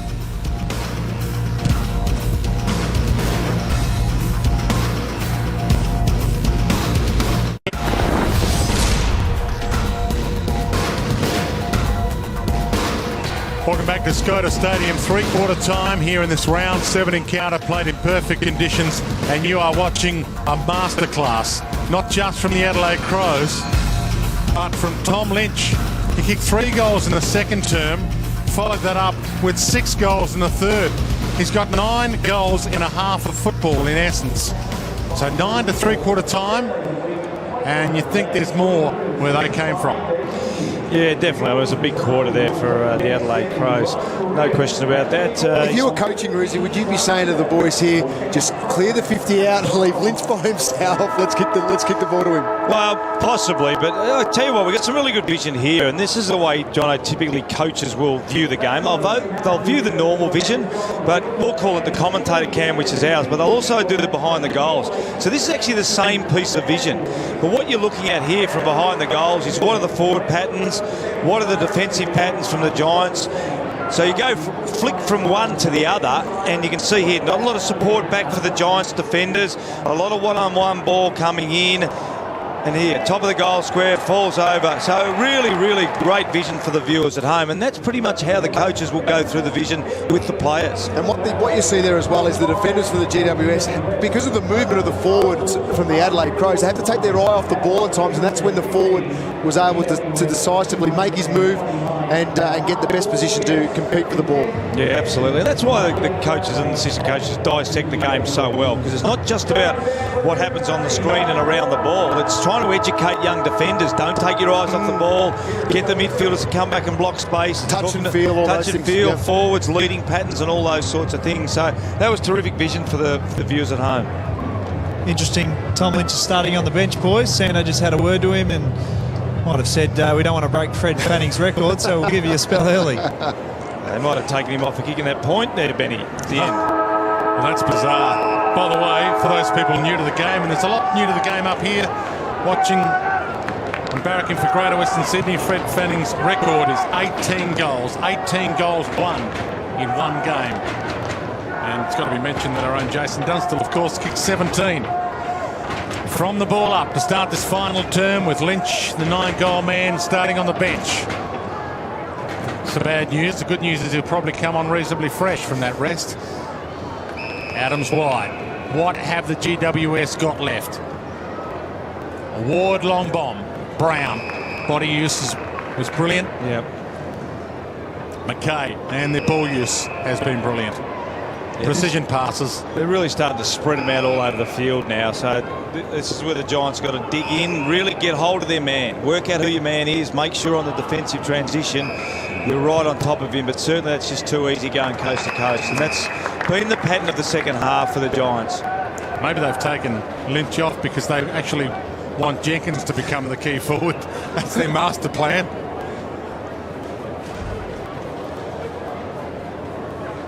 He's got one. 1 goal, 3.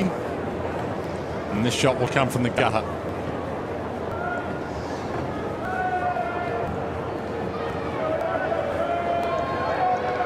Almost to silence.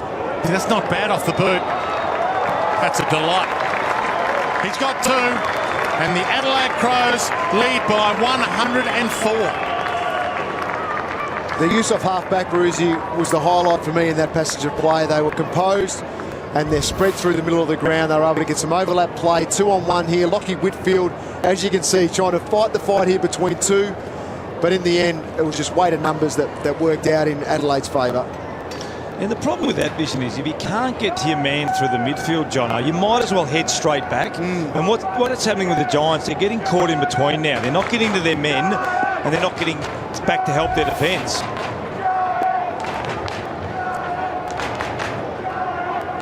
And it might get worse. They do fade out in fourth quarters. They certainly do. For and against is catastrophic, isn't it? So, yeah, look, this is a massive test now for the Giants. I suggest it's now make sure you know who your man is, lock onto him, try and win the contest, and really got to minimise the damage now. It's just far too easy for the Crows to go from one end of the ground to the other. Thompson. They've got to avoid getting lapped here at GWS. Just try and hang in there. And the senior players are the ones that are going to have to do it. Yep. Carriage. Spears it wide. Dangerfield held, but still good enough. He might have been a little bit of fool's gold last week. They did play well in the first half last week against Essendon, given, but their average losing margin this year has still been 8 goals, and they still, this year, despite their improvement that they've tried to sell the world, they've still not been within 5 goals of any team they've played at the full-time siren. Dangerfield from the pocket. Spectacular. Gold class.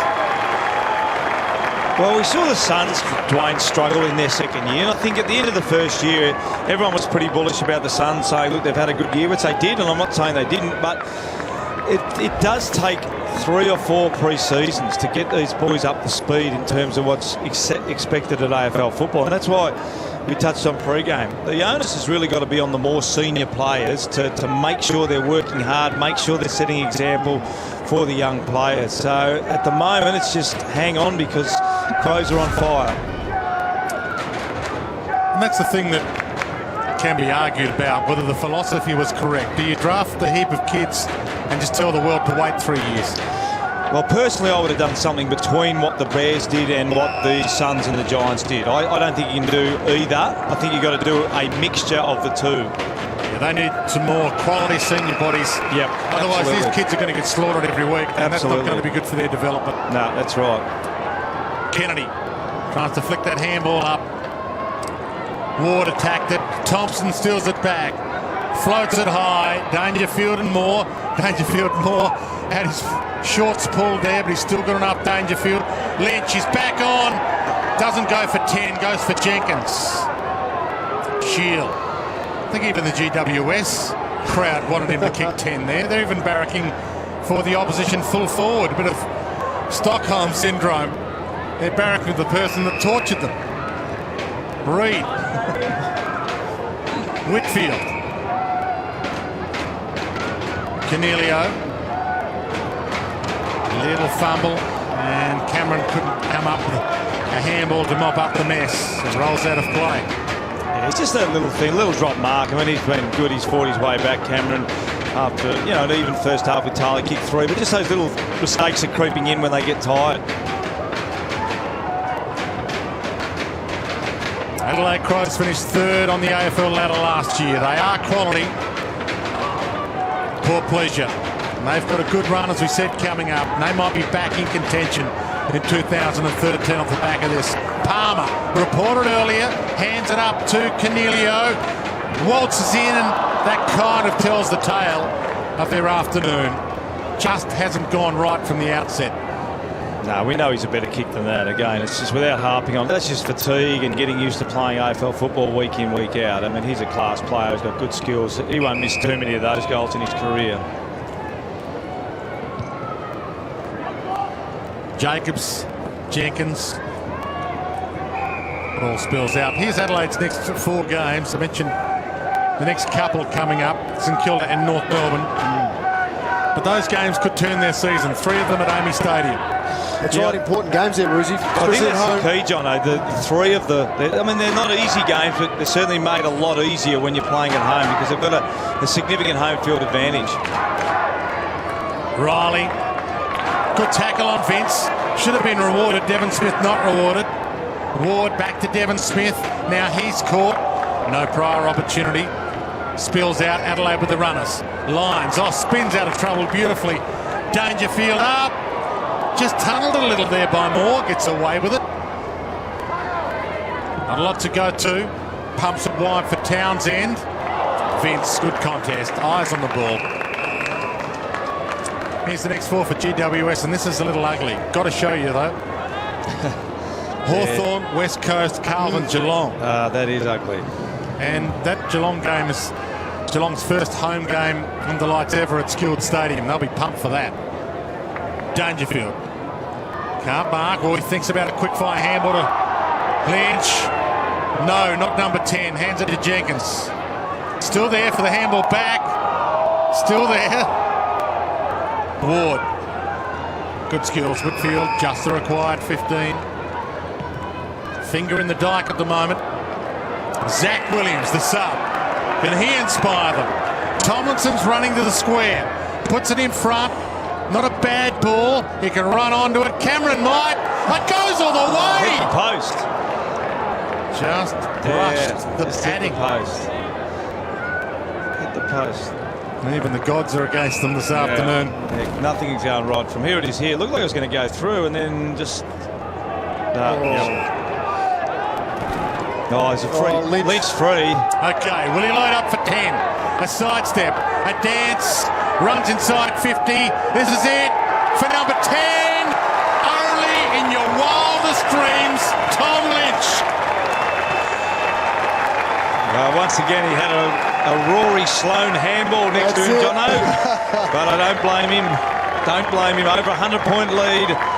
Pin the ears back. Try and get the double figures, as suggested by Bradley Johnson. Halfway through the third quarter, he will get 10. And there it is.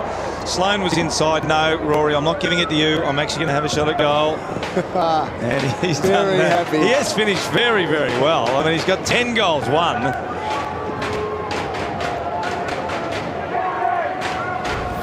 And the one he missed was on the three-quarter time siren. He was only 20 metres out, directly in front. The question is now, does he go, 13's my new number? You've got to reassess, Benny. Of course you do. Brad went too early with the 10. Kerridge flicks it up. Paul Pleasure, a handball on the move. That was almost a throw. Gets it back, does Bernie Vince. Court, gets up, time enough. Paul Pleasure, long bomb, goal square. Over the head of Jacobs. Even things like sticking tackles, even their ability now. When do you get tired and your mind sort of plays a few tricks on you? You're physically tired, you're mentally tired. Even the most basic things like making a tackle become really difficult for the Giants at the moment. Goals record for Adelaide, by the way, is 13. Tony Modra kicked 13 twice for the Adelaide Crows. Treloar. Callum Ward hasn't stopped trying. Yeah. Green was caught out by Josh Bruce. Well, Ward's up to 21, Dwayne, with 2 goals. So he's certainly one of those senior players that is working really hard. So it's 115 points the margin here. Adelaide's biggest win over GWS is 119 points. Corresponding game here last year. No one kicked a big bag that day. Paul Pleasure 4, Callan 4 that afternoon, when Adelaide kicked 27. They've got 25 right now. Cornelio. Dangerfield. Riley. Sloane. Great composure by Riley. Yeah. Otten peels. Lynch is inside 50. Now he leads Lynch. He's got the short one on offer. It's too far out to score though. Oh, he fumbles it so he can run back onto it. I thought the tackle. I thought he might have marked it and gone for a talk. There's just not a lot of pressure on the ball carrier at all at the moment now. So Giants just trying to get a man, get a number, get a man and just hang on. That's really the best they can hope for at the moment. Sloane to Brown. He might be within range. He's got Bernie Vince wide. Needs to get off the man on the mark so Vince can get and go. Ton of time to spend it. And spends it wisely. Biggest lead of the game, and they're heading for the biggest margin of all time over GWS. Well, just so much time just to work their magic here, the Adelaide Crows. And you see there, Bernie Vince was standing out here for some time in the half-forward line for Adelaide, and look to just cruise in, Roosie, and kick one of the easiest goals he'll kick in his career. Yeah, look, there's very little pressure on the Crows at the moment. 58 inside, 50s to 35.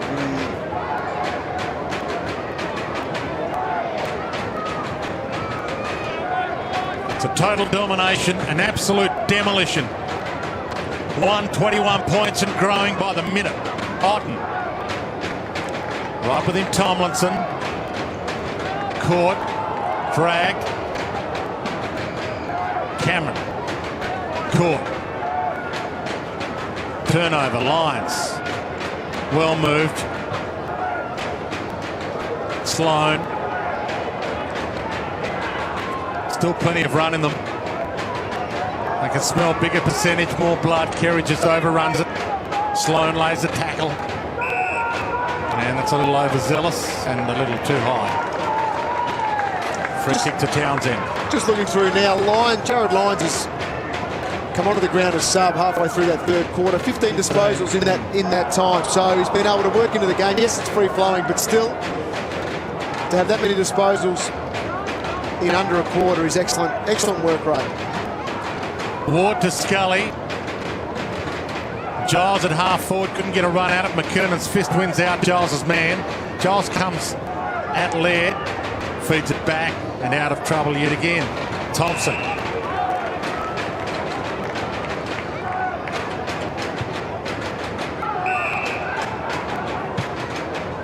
Vince to Sloan, and it opens up again for them. Lynch is inside 50. He's looking at number 11 if he marks this. He's on the move. He's got it.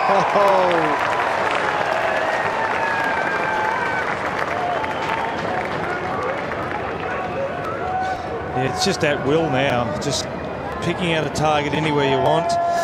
And now even the forward, I mean, feel sorry for the defenders because there's just no pressure coming through the middle of the ground. There's no support now, so it's pretty much a free-for-all if it gets inside forward 50. For number 11.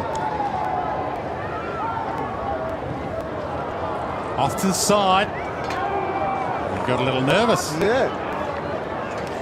You see at the bottom of the screen, Jenkins lead towards him as well. He just wasted a bit of energy. Yeah, that's silly. Could have done a hamstring there because that's all he was going to get out of that. Treloar. In the Whitfield direction, Douglas right with him. It's about to come back. Van Berlo to Riley. To Vince. The crowd down here is cheering 13. 13.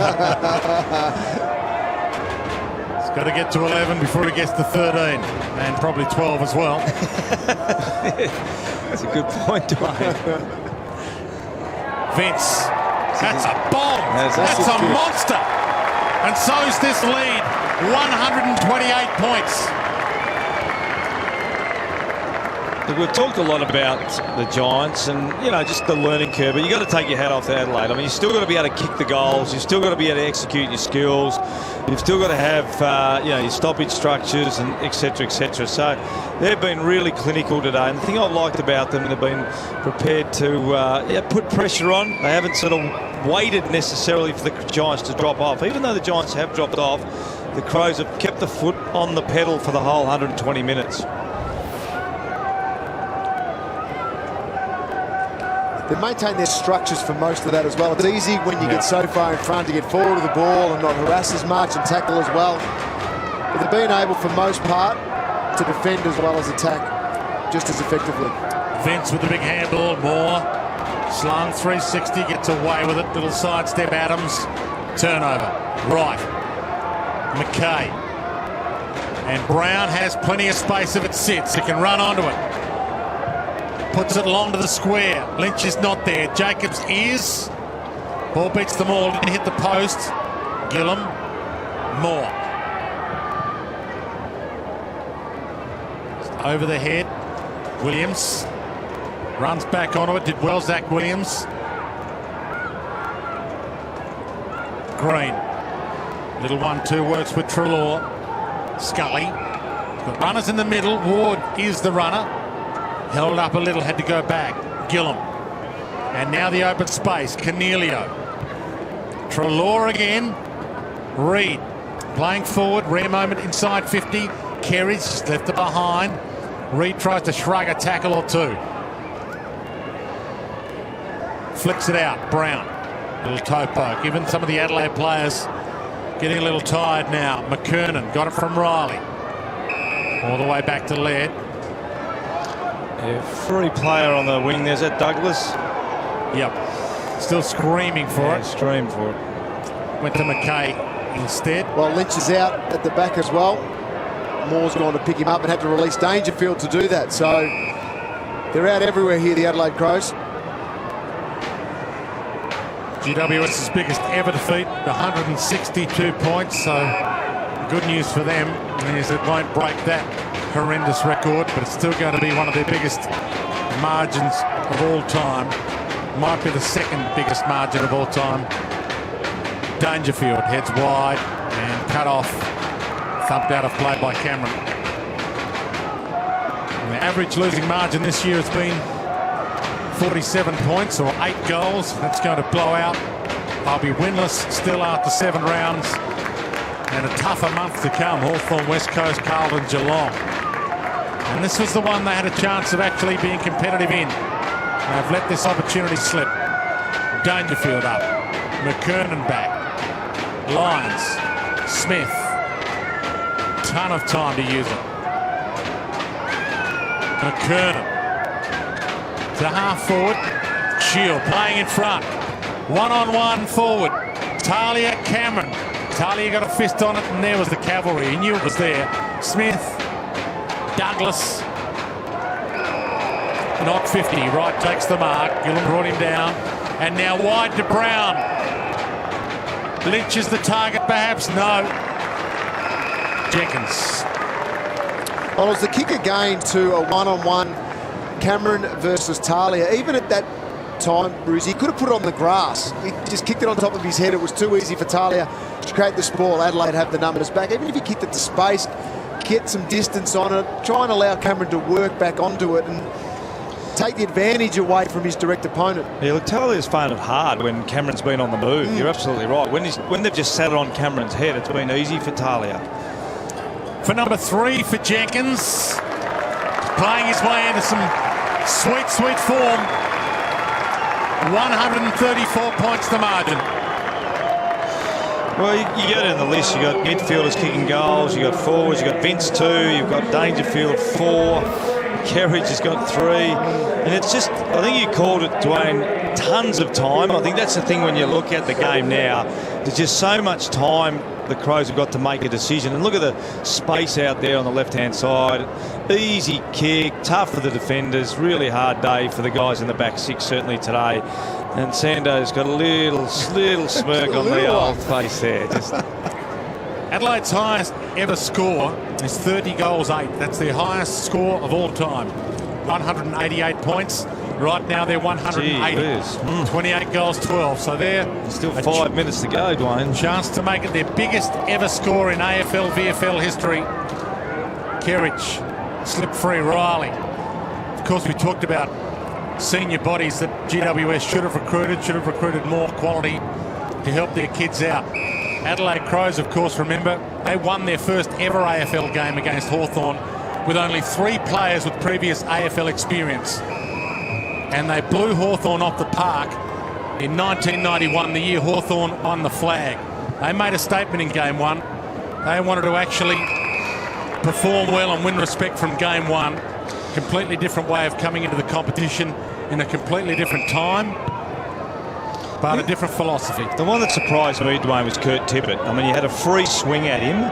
He was in the pre-season competition. You could have taken him off the Sydney Swans, and that really surprised me. 202 centimetre, big body forward come ruckman. Yeah. I was absolutely staggered that the Giants didn't slip under the Swans' radar and take him. Yeah, and you've got to wonder now about the money spent on Israel Folau, whether that was worth it. I mean, I spent $1 million and then $1 million in marketing on top of that. And here he is Israel Folau's about to win an Australian jersey in, 9 games of rugby union. It's amazing. Every kid who might have bought a GWS jumper off the back of Israel Folau being here is about to buy one for the Wallabies. Reid, no arm slap free. Van Berlo to Vince. Dangerfield. They have been relentless. They've been hypnotic, Adelaide. Dangerfield long inside 50. Jenkins up. Kennedy off the crump. Heads wide to Cornelio. He can get and run. And then decides to hold it up. And he's called to go anyway. Chips it. Tomlinson. He's worked hard today, Tomlinson. I've liked his game.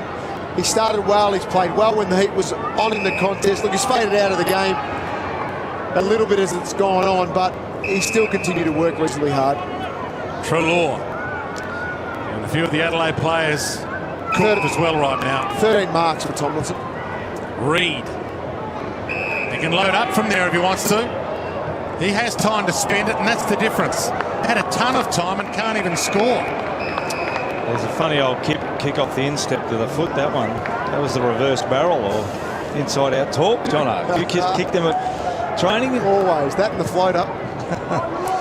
Now the runner almost got in the way of Jacobs. He horribly misjudged that. I think he thought the runner was an opponent. Might he had have to body too. up. Okay, now it opens up. Lynch is a long way from home though. McKay might have to go without him. Jenkins inside 50 in a one-on-one. Big fly! That's an absolute ripper! Josh Jenkins!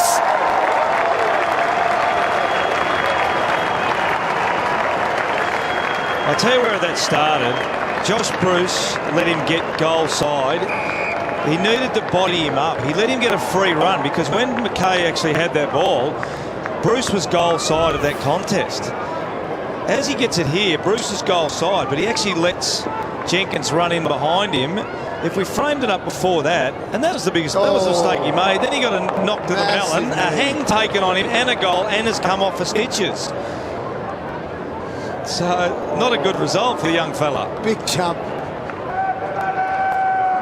Big knee to the back of the head as well. Jenkins has 4. Now, if you've joined us late, Tom Lynch has 10. And the Adelaide Crows have 2 minutes and 40 left to kick a goal to make it their biggest score in club history. 29-12 they are right now. And their biggest score in club history, 30 goals, 8. Who was that against, Dwayno? Inside 50 they travel. That was against the Bombers, Ruthie. Bombers. Van Berlo, the captain, looks up. Where's Lynch? He might head for goal. He goes, and only a behind. So what are we looking at? 188. Yes. So it's 187. So behind will equal it. With 2 minutes 20 to go, Jono. Big chance. It's been a freak show, really. It's been staggering. Yeah, look, Crows have been absolutely fantastic. Very, very good. It takes the disciplined side to win by this kind of margin, not get 10 goals up and ease up. Well, we saw last week the Bombers, took the Giants pretty easily and were down by 27 or 28 points at one stage. So you've still got to come, you've got to be clinical in what you do, and you've got to be ruthless, and that's what the Crows have done today. Tomlinson to Shield. Chance for a late consolation prize for GWS. He sends it inside 50. Good peel back in the end from the sub, Zach Williams. He handled it to himself. Flicked away from him. And now Adelaide have some seconds to spend it. Couldn't quite plug it from defence. Williams got it back up again. Giles comes out to Treloar. And he squeezes it home. Good finish. Zach Williams tried some tricks in that passage of play, but didn't give up on it as well. Trying to do as much as he possibly could, coming on as sub and the fresh player on the ground. And you see here, he gets back involved. It doesn't get a possession there, but at least keeps the ball alive inside forward 50 for GWS. And then Townsend gets a handball out to Treloar. He's had 23 disposals today, Treloar, 8 marks, now got a goal on the board as well. Continue to work hard.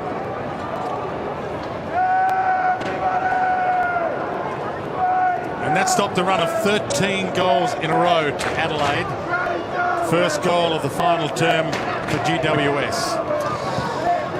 Yeah, 13 goals in a row. It's a lot of goals in anyone's language. Dying seconds here. Can the Adelaide Crows better their biggest ever score? Lions. Can Lynch get one more to make it 11? Dangerfield just can't run onto it. Now he puts it up. Inside 50, a wobbler. Reed attacks it. Gives it to Scully. Feeds it back to Moore. Little floater wide. Tomlinson. Can they take the 50 seconds off the clock and not allow Adelaide their record score? It's all the way back to Gillum. Down to 40 seconds. Right now, Adelaide are one behind off equaling their biggest ever score. Trelaw. They're running down the clock. Yeah, I like the way they're doing this. The only problem is they're not going forward at all. And a little turnover will go. Palmer. They're safe now, I reckon. No, hang on. Gillum. See, I hope they don't rush one through. They kicked it behind. Moore. All the way out to Whitfield, and that should do them. Yeah. Whitfield tight ropes the line. Bangs it wide. Devon Smith couldn't pounce. Here's Lynch.